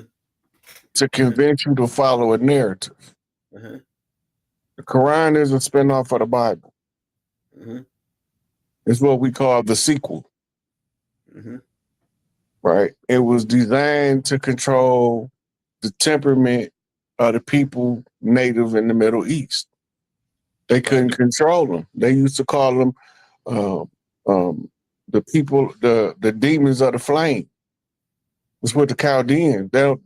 Nobody gonna never translate the word Chaldean into English for you. They'll tell you they don't know what it means. Right. But it means demon people of the flame. Mm-hmm. So when they was trying to figure out a way for the Catholic Church to control that, that's when they sent Khadijah and Waraka and them other Catholics to tutor Muhammad. Right? And so they say Muhammad, the only prophet, ever went to the Arabs, right? Where did Abraham come from? Right. But man, based on what I'm seeing now, based on the story, based on the maps, man, if it was Abraham, he had to be over here. Abraham is an acronym. Ab means heart in Kemet. Right. Ra means the Most High Father God. Yeah, Kim is the same root word. Ham mean dark, black. Remember, Osiris was called the Lord of the Perfect Black. Right. Right. So when you translate Abraham, right, then it's Ab Ra Kim, heart of the black God. Very much. Makes sense. The irony of that is that Isis is the heart of the black God, according to the book of the Coming Forth by Day, where Ra referred to her as my heart. He also gave her one of his eyes. And he also called her all of those epithets that they call Jesus in the New Testament. Yeah, funny that you say that, Roy, because it's a story, a part of our Nana's story where she goes to the underworld for 3 days and 3 nights. And she tell her homegirl, I think it's her name is, it was Nep is one of her names, but it's another name that they call her in the Sumerian tongue. But she tell her that, hey, if I don't come back in 3 days, go for help. Go find Inky, somebody that can get me out of here. But it seemed like they took that same, because that story predates the story that they got, the Christian line. So it sounded like they took that 3 days and 3 nights story from our Nana, from Isis. Okay, so now to Jesus. Yeah. You look at how long do the moon stay dark? From crescent to crescent. You got waning moon. Waning moon is when the moon is fading away. Then you got dark moon, and then you got first moon when you first see it again. How many days between the final phase of the waning moon and the first phase? 28 days, right? 3 days. Oh, no, 3 days, yeah. Okay, now, when you're looking at the moon worship, it's secondary, it's magic. Mm-hmm. Right? It's the same as solar magic, but it's upside down. Mm-hmm. Silver key, the lunar key. Mm-hmm. So when you're going through the 3 days in the underworld, it's represented by the 3 days, the darkness of the moon, which is when the energy from the moon Lilith permeates again, and the woman can then tap into the Lilith energy. And remember that Saturn is the lord of the underworld. Lilith is the moon of Saturn. Mm-hmm. So for 3 days, you don't see the moon. That's pre-Islamic Middle Eastern folklore. That was where the moon went for 3 days. And that because a lot of the I noticed a lot of the stuff that they doing is dealing with motions of the moon or the sun, like even Passover. When they pass over the 33 degrees longitude, they celebrate Easter. The Christians call it Easter. The Jewish people call it Passover. But it's all dealing with the motions of the sun. But the elites and some of the clergies, high-ranking clergies, they know this information, but they get paid 501c3s, skull and bones agreements to, lead us, lead the sheeple and say, oh, no, Jesus, give me $25. Jesus gonna come back now. I'm telling you, I seen him in a dream. I seen him. Them niggas be selling, they sell it, bro. And then look, what really hurt my feelings, and I'm still hurt about it. Cause I came up as Christian, right? My granddaddy was a pastor. Both my granddaddy, my mama's mama, daddy, and my daddy, they both had their own church. And once I found out that King James sent the goons on us, it really hurt, man. And then I found out that the Inquisition is the colonizers. The Inquisitionists is the Christians. They the main colonizers. Christianity is the main colonizers around the whole world. They the one that really colonize people. Listen, the ones who control the religions, they not none of them religions. Yeah, I know what you're gonna get. I know what you're getting at. Go ahead. Go on and go in. Right. The black hand control all three branches of those monotheistic Abrahamic religions. Right. Right. They all serve a purpose at a different time. Right. Right. So when you activate them to serve the purpose you created them for, then you have to create the phenomenon that they need to see to verify that you the one. Right. So they see all this phenomenon, but they not seeing the one. Right. But they ain't supposed to recognize it when they see him no way. Right. They supposed to think he crazy, batshit crazy, and don't know what he talking about until they find out he know what he talking about. And then they gonna be like, whoa. Right? It was foreigners that latched on before we did. Right. People from everywhere else, because they already wrote prophet was not without honor except in his own home among his own kinsmen. Yeah, the one closest to see what your skill set is. They ain't gonna understand it because it's gonna be above their pay grade. Right. But they gonna think because it's above their pay grade, it should be above yours too, because you grew up in the same village, house, neighborhood, block, projects. So you couldn't be that much different than them. But you know, you could raise a game dog in a pack of curs. So it don't matter. Right. Raise a game dog in a pack of curs. He don't know that they all curs. That's his pack. He don't care. Yeah. But when it comes time to get down to business, he the only one getting down to business. The rest of them that ran under shit. That's right. That's what we dealing with. That's what it's like growing up a chief among regular people, because you always the game dog, tail high, ready to scrap, and then everybody else is running. I done seen it. You're like, where they going? I seen niggas take off running with the gun on them while we fighting. They got a gun. He take off running with the gun. Man, what you going, man? Pull it. Come on, man. So he got the gun on. He running. Come on, man. We out here getting towed out. Yeah.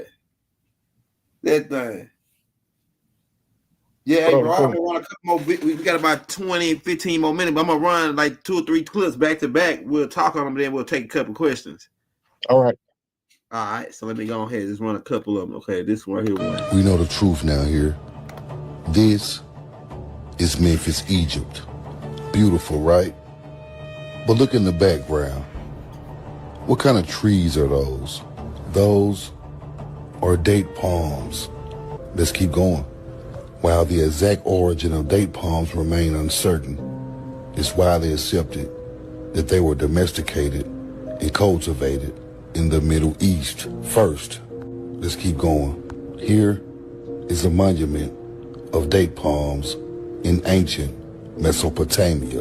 Let's keep going. Now, to understand palm trees or date palms, they are always planted by human irrigation, which means humans planted these trees.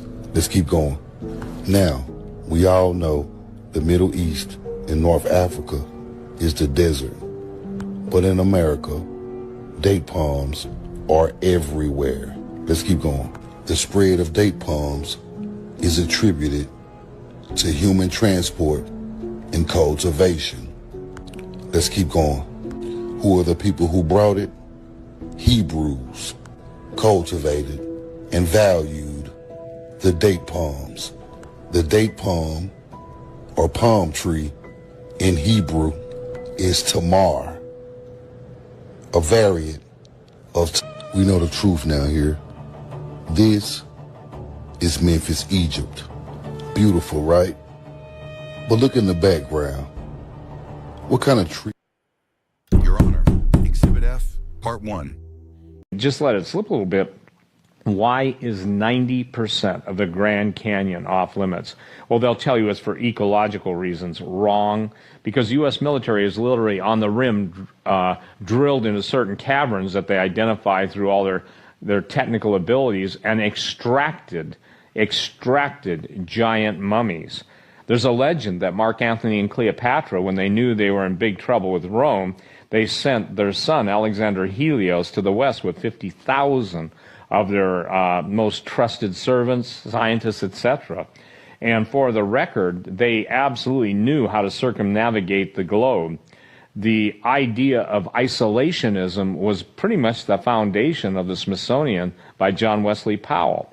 So in other words, it was important for the idea that nobody traveled any place to keep the false narrative going, because there's even evidence of the Chinese in the Grand Canyon and some of the caves, statues of Buddha, for instance. Now Forbidden History Revealed by Steve Quayle really talks about this man, John Wesley Powell, his comings, his goings. He operated on a premise. And his premise was that there is a certain historical narrative that we want to preserve for the Americas, and any other historical narrative we're going to hide away as quickly as we possibly can. Now, to say that is one thing. To see this is another thing indeed. Because when I watched your production, it suddenly became real. At the vista. And apparently there was a little island in the river near Memphis. And the water subsided and the island got bigger and bigger and bigger. The University of Tennessee, which got the big old glass pyramid down there. You've been down there and saw this thing? I've seen it. And the statue of Ramesses, that the president of Kemet gave them, a replica of Ramesses. They went and excavated the land, and they dug up a lot of ancient black bodies.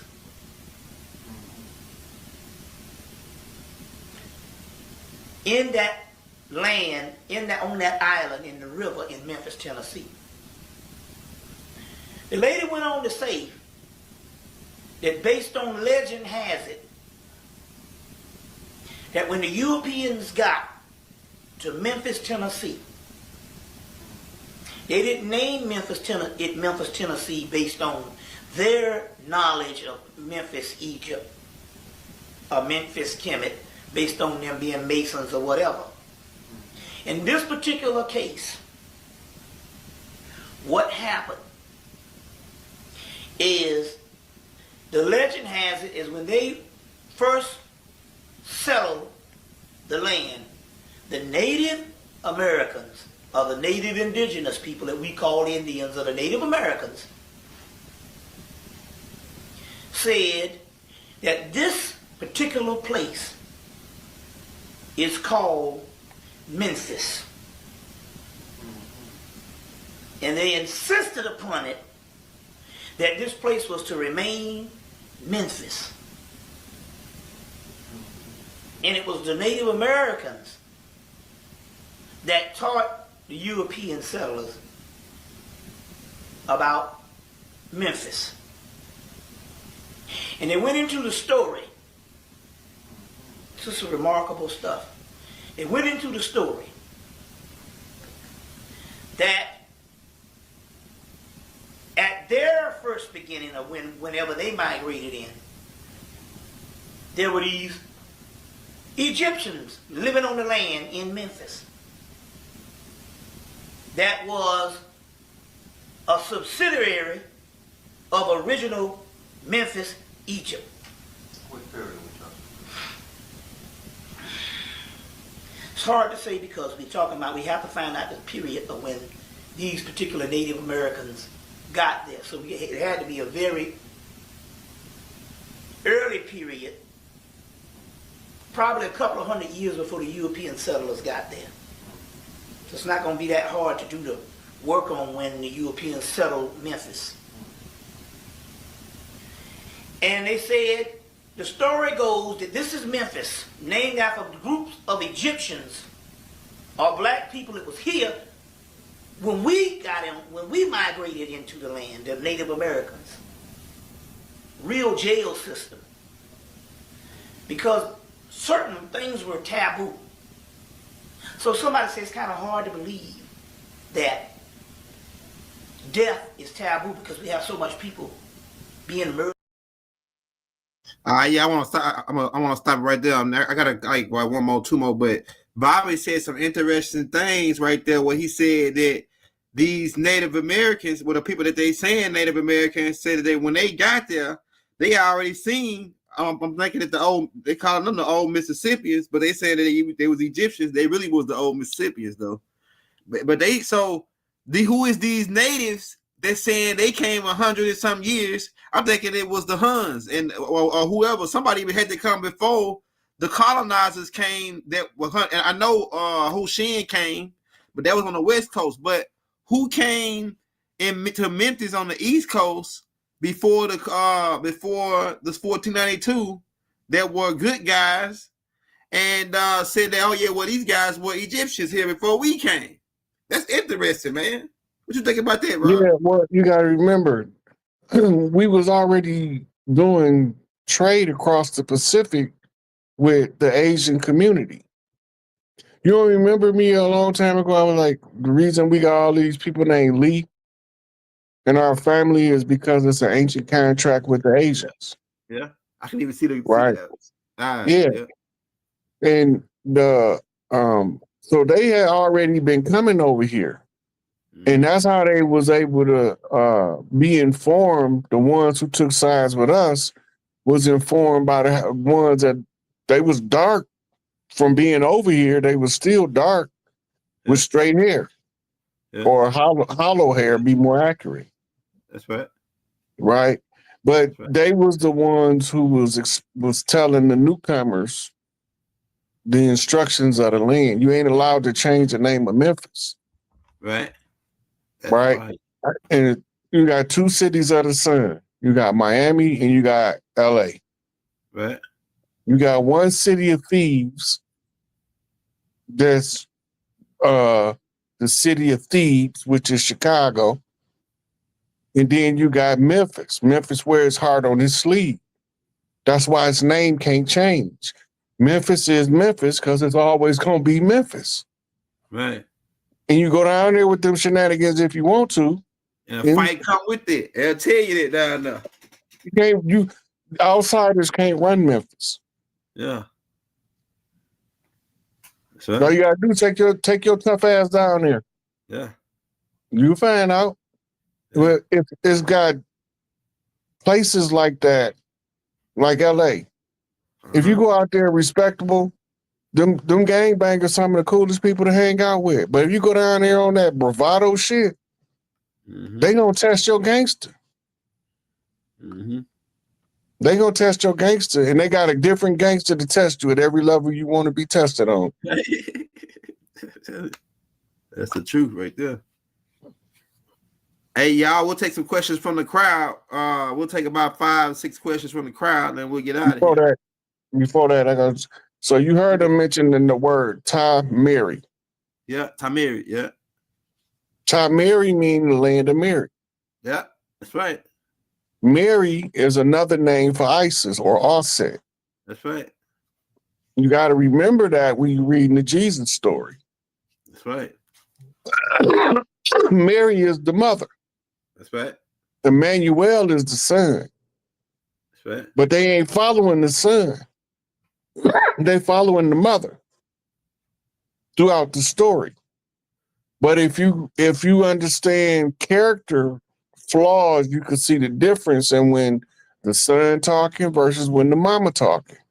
The son is telling them about sell off your garments and bob swords and knives, preparing to take the Roman soldiers to war, right?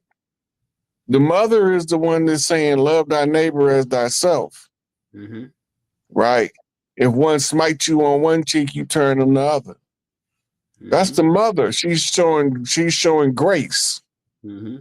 It's a play. The original script was a 21-part play written by a first-century writer named Josephus Flavius. This is where your Gospels and your Acts come from. Right. Right. They didn't have television. So they used to act out stories in plays. The most legendary story was the works of Josephus Flavius. Mm-hmm. Right. That was telling you a fictitious story about everybody watching the return of the Anointed One. Right?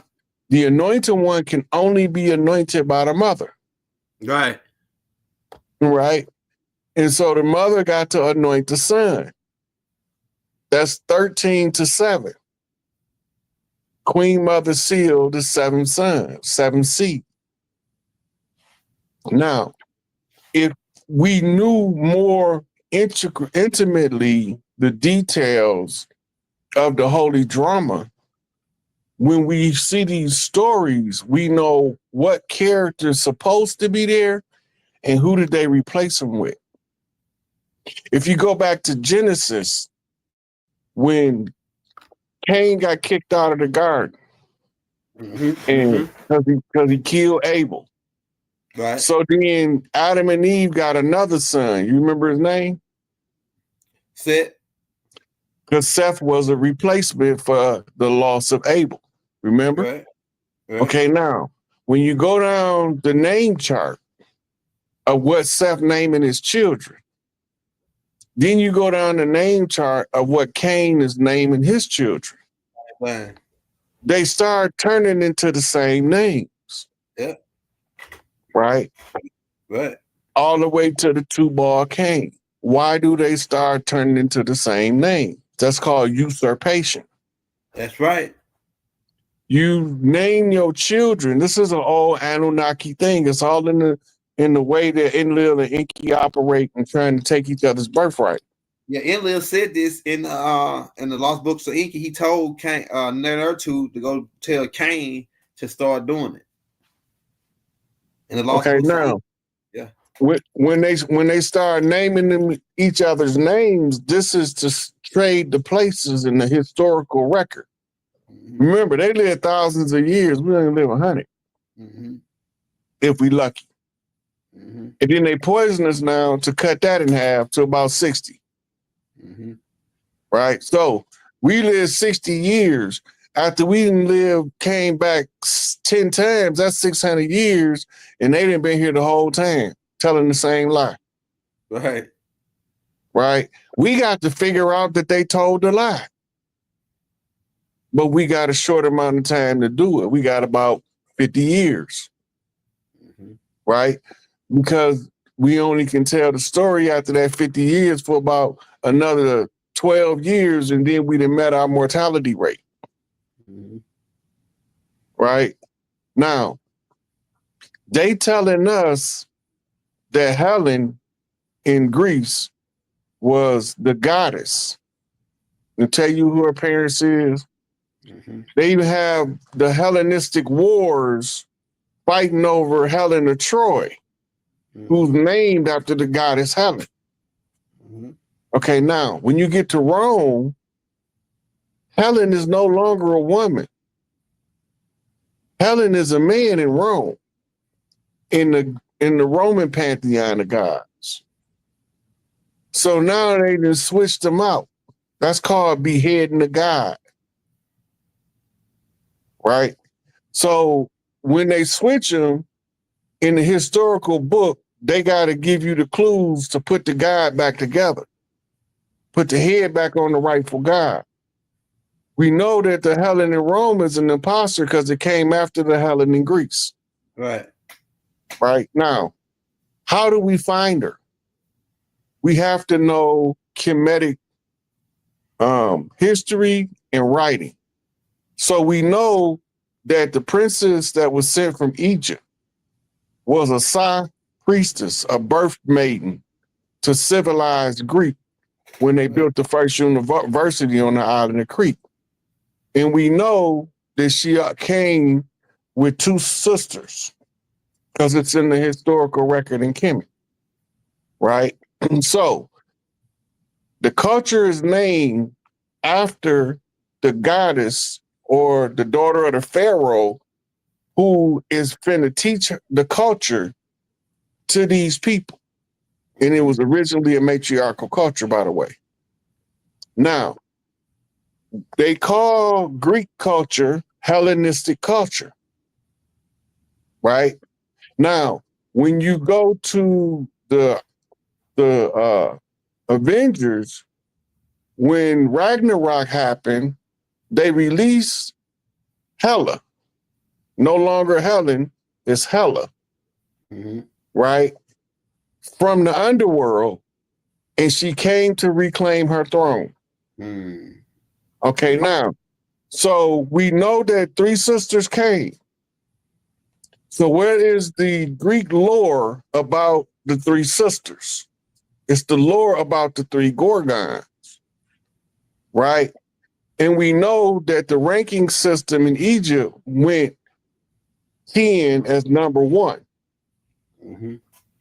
And 1 as the graduate or the beginning, right? So Medu is 10 in Kemetic.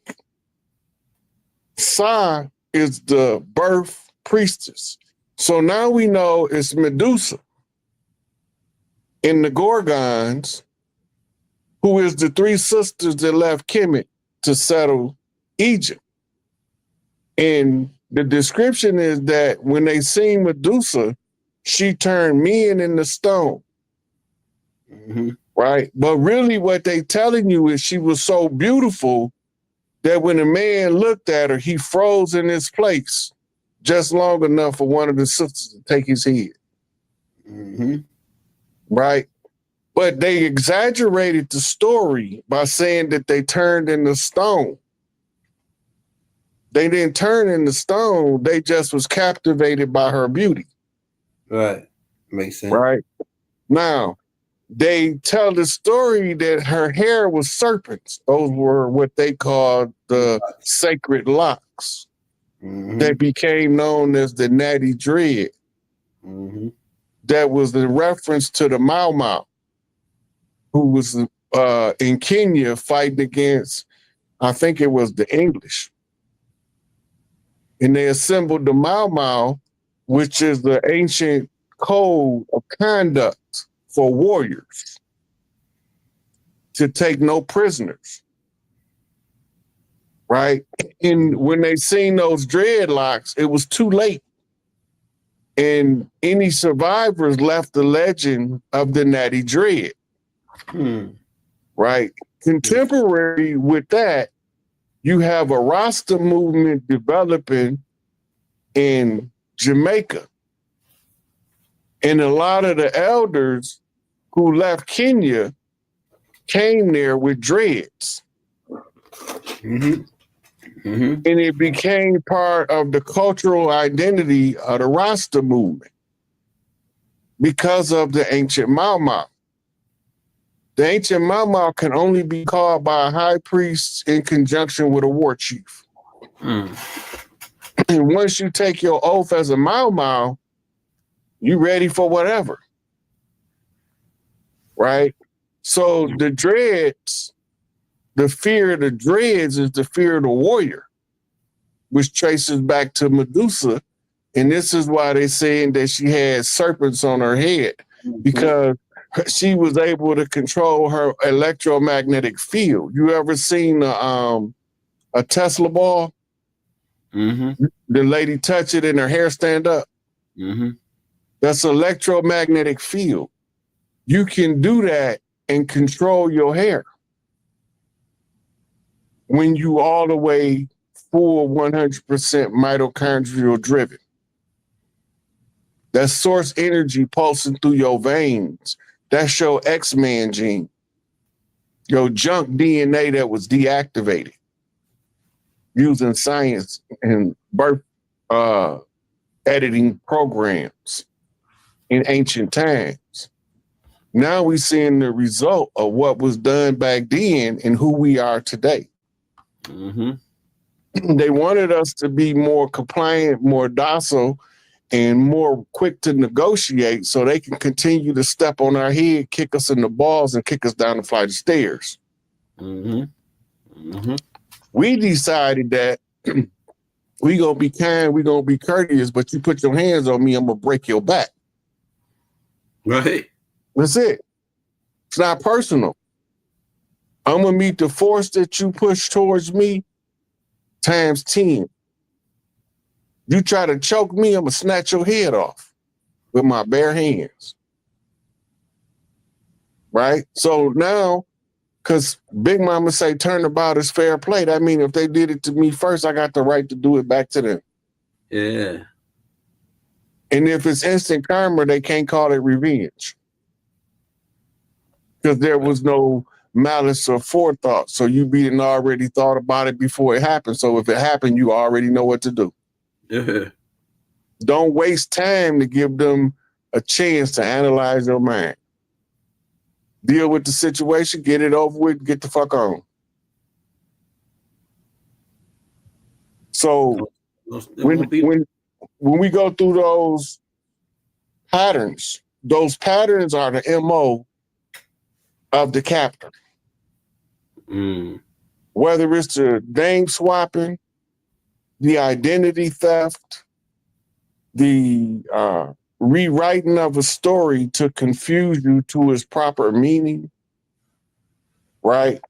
To draw on your emotions to the degree that you suppress your intellectual thought process.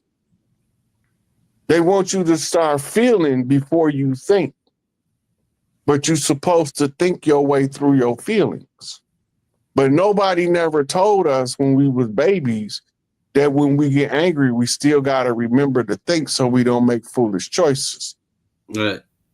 But when we get to be adults, without that lesson, a lot of us find ourselves behind bars in short order. Right? That ain't funny, but that's true, though. Yeah. If you don't know how to think, you're going to end up being a victim, whether you want to be or not. And a lot of people think they the predator until the predator come get their ass. Now you sitting here next to the prey. We in the cage together. That ain't funny, but it's true. I'm telling you. Somebody said. Go ahead, Al. And I'll say somebody said, can you ask Rod what's the relationship with ISIS, Jackson, and Mississippi? Yeah, because ISIS is in Mississippi.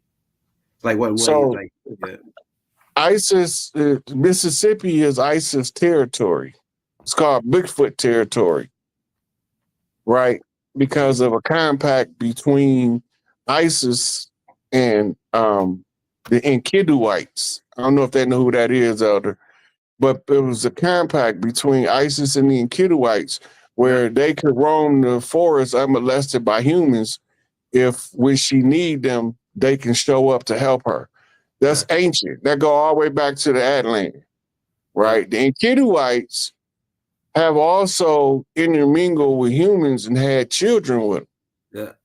After 2 generations, the Hertzism, one of the side effects of being mixed with Bigfoot DNA, start to subside, right? But you still see the remnants in what we call the hairy back motherfuckers. Yeah. Yeah. Right. So when you talking about ISIS, ISIS is the goddess that every god loves. Yeah. So when she called on them, they don't know how to tell her no. Yeah. Right. And well, yeah, because he wanted to be her. Yeah. Oh, cross-dressing ass. Yeah. Okay, now he even gave in to her complaints most of the time. Yes, I do.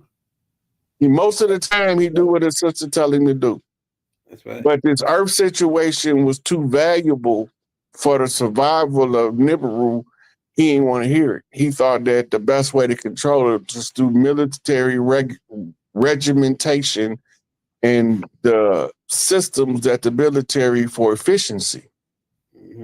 The military systems is used for efficiency, right? And the rapid training of those who don't know into an expert in the fastest amount of time, because they don't got 2,000 years to live. They only got 100.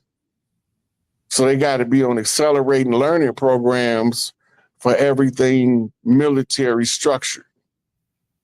So anyway, the Jackson part, Jackson is Masonic.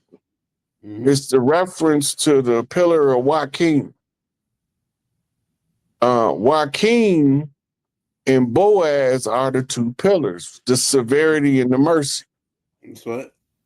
The Jackson comes off the Joaquin on the blue house. But there's a red house version as well. Then you have the name Mississippi. Mississippi breaks down is Miss Isis on pi. Pi means standing on your post, center of the circle. Pi. And Mississippi is Mrs. Isis. Is standing on pi. TI. Right? So we looking at a coded message coming through the Masonic Lodge, primarily off the Blue House, which is the father line, which is a political aspect of the tribes. When we use it to determine which tribe is advancing into the forefront. So the whole of the South, where we call it the fertile region of the South, is the land of Isis. But when you start moving north, you start calling it Bigfoot territory. Bigfoot, in turn, gives you Louisiana, the big boot, the moon boot, because it's telling you what energy to harness. It's the reason that it's in that line of demarcation. Whereas the stiletto boot is Italy. So it's the moccasin facing off with the stiletto. The tribal moccasin is where you get the design for what we call moon boots. Right? And you can see them in Mesoamerican artwork real clear. That's the design of Louisiana. Louisiana, Mississippi, and Alabama is the Three Sisters territory. But Alabama is the father line's Red House territory, which is Alabama is Ali Baba, the great father, right? And Louisiana is French, and it's saying the daughter Louise, right? Which takes you back to one of the French monarchs in the renaming of Louisiana. So the territory remained the same, but the name being changed. Just like they changed all of the tribal names from what we told them our name was to what they told us it's going to be. Because they didn't never think we would remember that we was those tribes. Even with the misnomers, we still able to identify from our territory where we come from.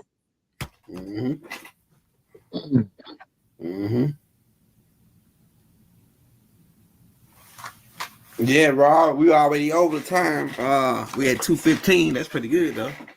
I think this was a good one because we needed to talk about the switch, the 3-card Molly on the maps.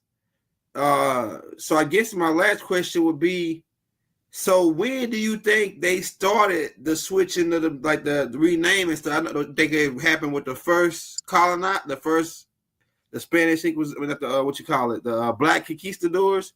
That they were the first ones, or did people that come over here that we're allowed to mix in with us, like Ho Chi and them, did they got a little plot of land? They said this was it, Or did we even call it? Did we even have names for the land? This is just our land. What did we call it? You know, The land is generally Mother Earth, but the way that it sounds different is which tribe is pronouncing it in what language. That makes sense. Excuse me. Hit that like, y'all. Hit that subscribe button. Hey, if you want to show Rod Hayes some love, we got his Cash App on the screen. We know we need Rod. We don't need him working on the plantation. We got about 2,000 people in here right now. If we can get it, some of y'all, at least all, if everybody can send them $5, that'll put them in the game for the rest of the month, man. Or if like everybody send them $1, that'll help them out. We'll take whatever you got. Show some love. We'll be back. Hey, what else you got? Anything you want to say before we get out of here, Rod? Yeah, I was just talking about something and I started coughing. Yeah. Trying to remember what. You was talking about it was about ISIS, the boot, Mississippi. Somebody drop it in the chat. The land. Somebody dropped the land. Oh, yeah. So the same way some tribes call their big mama Madia. Yeah. Some call her Ma. Yeah. Nana. Some call her Nana. Mm-hmm. Right? Some call them TT. Mm-hmm. We all know we talking about Big Mama though. Mm-hmm. When the boy be arguing, my Nana said, we know he talking about his Big Mama. We know he not talking about his mama. Now Nana's right there too. Yeah. So it was the same way with how we referred to the land, Mother Earth, Father Sky, right? And the name changes became part of the documentation. Mm-hmm. Just like we used to all call ourselves either kinfolk or we the people or the people. And they use that in their slogan for the Constitution as part of their hypnotic seduction, because when you translate it into any other native tongue, it's going to tell you the name of the tribe. The folk. The real name of the tribe. But most of it translate into English as we the people or the kinfolks. Yeah. And we still do it today. I still say down south, we still say, hey, my folk. You know what I'm saying? Hey, folk. Yeah. Yeah. They do that. It's all over the land. It depends on what vein of the land you hit. Because like some parts down there, they be like, yeah, they're my folks. And then there's other parts that them my people over there. Yeah. Yeah. So it's still the same. The culture didn't change. We just forgot how to read it. Because we could see our tribal roots in everything we do. Until we got divided. That's when it started fading. Post-civil rights. Yeah, a lot of highlights off of this one. Shed a lot of highlights. I got this new thing where I can cut the clips. So make your shorts. Yeah, it's gonna make the highlights. I'm gonna make some cold highlights. Cause I got all my highlight timestamps wrote down. Where you said some dope stuff. And I'm gonna have it loaded up to Instagram tomorrow. What else I was gonna say? Yeah, man, we're gonna have to come back, bro, because I think I really got enough tapes to do a whole other 2-hour class. I didn't even get a chance to go through all the tapes. So we might have to do a part 2 to this.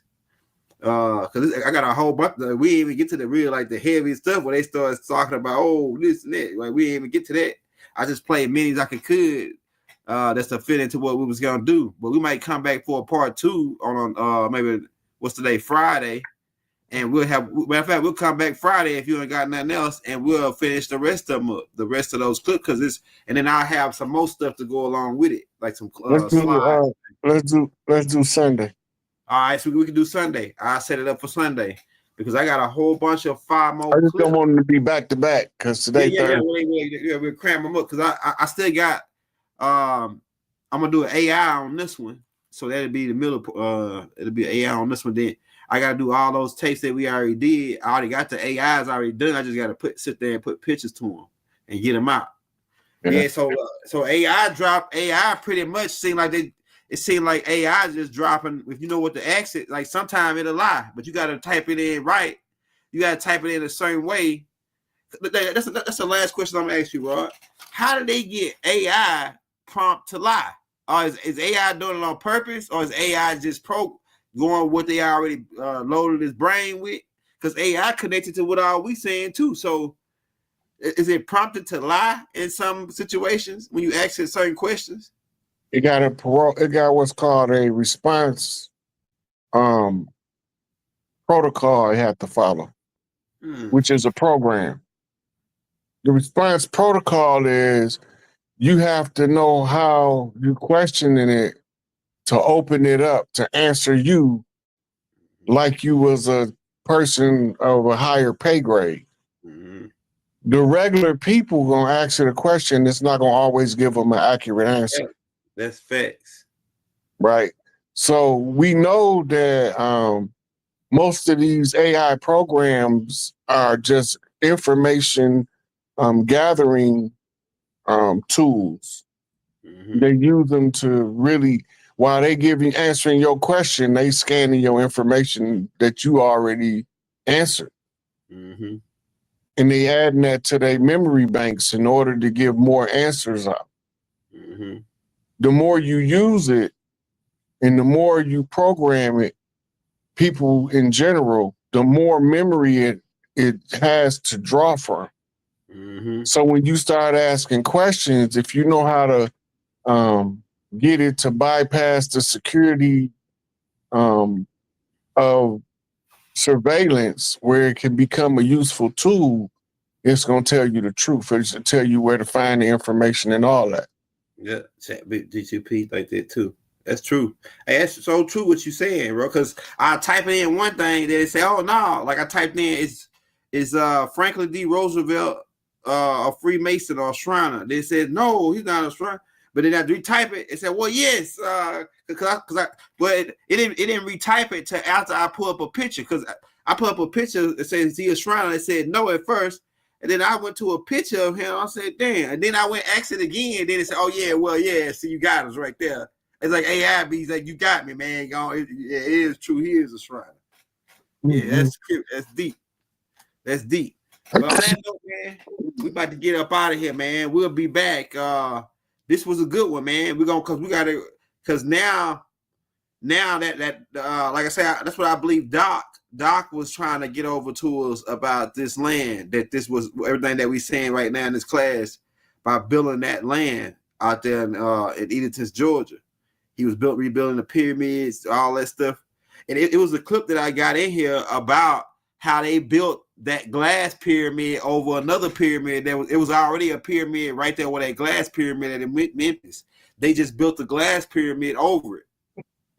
Right, and I said, man, I got a video in here on it. We'll do that one on. That's the same as the memorial they built for Anwar Sadat. Huh? That's a glass pyramid too. Yeah. So yeah, we're gonna it's getting touchy now, man. I mean, you can't hide. They can't hide now. I mean, only option they got right now is just take off running. Run that gold, drop everything you sold that you got right now, and get the heck on up out of here, man. Ain't no turning us. Once we come to know the truth, you can't. That's something you can't unknow. You can't unknow the truth when you know it. Look, Larry, Malachi, Angel Bay, all of them was telling us. Yeah. But when they was telling it to us, our level of collective development wasn't prepared to act on the information. Right. Now that we prepared to act on it, it put us in the position where everything folds so we don't have to act on it. Right. Because we're ready. Yeah. Right. the more prepared you is, the less you have to worry about what actions you have to take. Yeah. Right? So we learn from those elders by watching they struggle. Right? And people got to remember that. You might have your gripes with whichever one of them you got a gripe with. That's cool. You don't have to agree with everybody all the time. But you do got to recognize that one of the most prolific writers in our community that we've seen is Malachi Z. York, with information that's still relevant to this day, that's cross-referenced and checkable. Right. Right? More accurate information than anybody else. And he was telling us about all this ancient stuff, and they was calling him, spooky out spaceman from Ritz. Yeah. You know, calling the people that studied his works Yorkies. Yeah. Children of the Corn. Yeah, remember, Children of the Corn, they followed Malachi. Right. Right. So when they made fun of them being children of the corn, I was like, they don't even know how accurate they talking. Right. Because we came from the maize. And once you come out of the maze, you can't be tricked again. Because you've already been turned every which way but loose. Right. That's deep right there. Put my pen in. Yeah, I already got a tape on the corn carving. The one that you told me, I did one on that one already. Yeah, and, I didn't have you add the Popo Vu in there though. When I should have. Spell it. POPOLVUH, just 3 words. All right, I got you. Popo Vu. Oh yeah, I seen this word before. Yeah, that's the Aztec Bible. If you need a comparative analysis of what it is. All right, Aztec Bible. All right, yeah, I'm gonna get on it. You already know how I do. I'm like they call me SpongeBob Circle Pants. You know what I'm saying? Yeah, SpongeBob Circle Pants, and with a combination of Mr. McGruff, the crime dog, man. I snip niggas out, man. We snip niggas out.